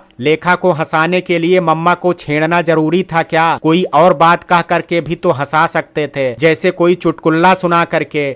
आपको तो मम्मा को छेड़ने में मजा आता है। मम्मा जब गुस्सा करती हैं तो आपको उनका चेहरा देख करके बड़ा मजा आता है। यह अच्छी बात नहीं है। कम से कम हमारे सामने तो उनको छेड़ा मत करो, आप अकेले छेड़ लेना, कोई कुछ नहीं कहेगा। निर्भय मुस्कुराने लगा। निर्भय तुम भी अपने पापा का पक्ष ले रहे हो? जूही ने निर्भय की ओर देख करके कहा, कहाँ मम्मा, आपका ही तो पक्ष लिया। मैं तो आप ही का बेटा हूँ, फिर पापा का पक्ष कैसे ले सकता हूँ? मैंने तो अकेले में छेड़ने के लिए कहा। मम्मा की ओर देख करके निर्भय मुस्कुराने लगा। तुम दोनों बच्चे बहुत शैतान हो गए हो। रुक जाओ निर्भय, तुम्हारी लगाम कसती हूँ। लेखा ने हंसते हुए पूछा, वो कैसे है मम्मा? अनुषा के मम्मी पापा से बात करती हूँ और जल्दी ही निर्भय की लगाम अनुषा के हाथों में देने वाली हूँ। निर्भय ने हंसते हुए कहा, मैं क्या घोड़ा हूँ मम्मा जो मेरी लगाम अनुषा के हाथों में देने वाली हो? मैं इतना जल्दी शादी करने वाला नहीं हूँ। मेरी अभी उम्र ही क्या है? मेरी आजादी मत छीनो। आदित्य सुना तुमने? तुम्हारा बेटा क्या कह रहा है? शादी करने से आजादी छिन जाती है। आजकल के बच्चे भी ना। निर्भय तो तुम्हारा बेटा है, मेरा बेटा कब से हुआ? तुम जानो और तुम्हारा बेटा जाने, मुझे बीच में मत घसीटो। सबका हंसी मजाक चल ही रहा था कि उद्घोष की आवाज गूंज उठी। सभी पैसेंजर से अनुरोध है कि अपना सिक्योरिटी चेकिंग करा लें। लेखा ने हड़बड़ाते हुए कहा, मुझे अब जाना चाहिए पापा, अभी सिक्योरिटी चेकिंग भी करानी है। बातों बातों में ध्यान ही नहीं रहा। मम्मा निर्भय बाय, मैं आती हूँ। आप लोग अच्छे से रहना। ओके बेटा, सेफ जर्नी। पहुँच करके मुझे कॉल करना। जूही ने हाथ हिला करके बाय किया। निर्भय ने कहा, बाय लेखा, हैप्पी जर्नी। एयरपोर्ट पर अनुषा आएगी, पहचान लेना। आदित्य ने मुस्कुरा करके कहा, बाय लेखा बेटा, wish you all the best. पहुँच करके कॉल करना, पापा इंतजार करेंगे। लेखा जाते समय एक मुस्कुराहट बिखेर करके हाथ हिलाते हुए आगे बढ़ गई।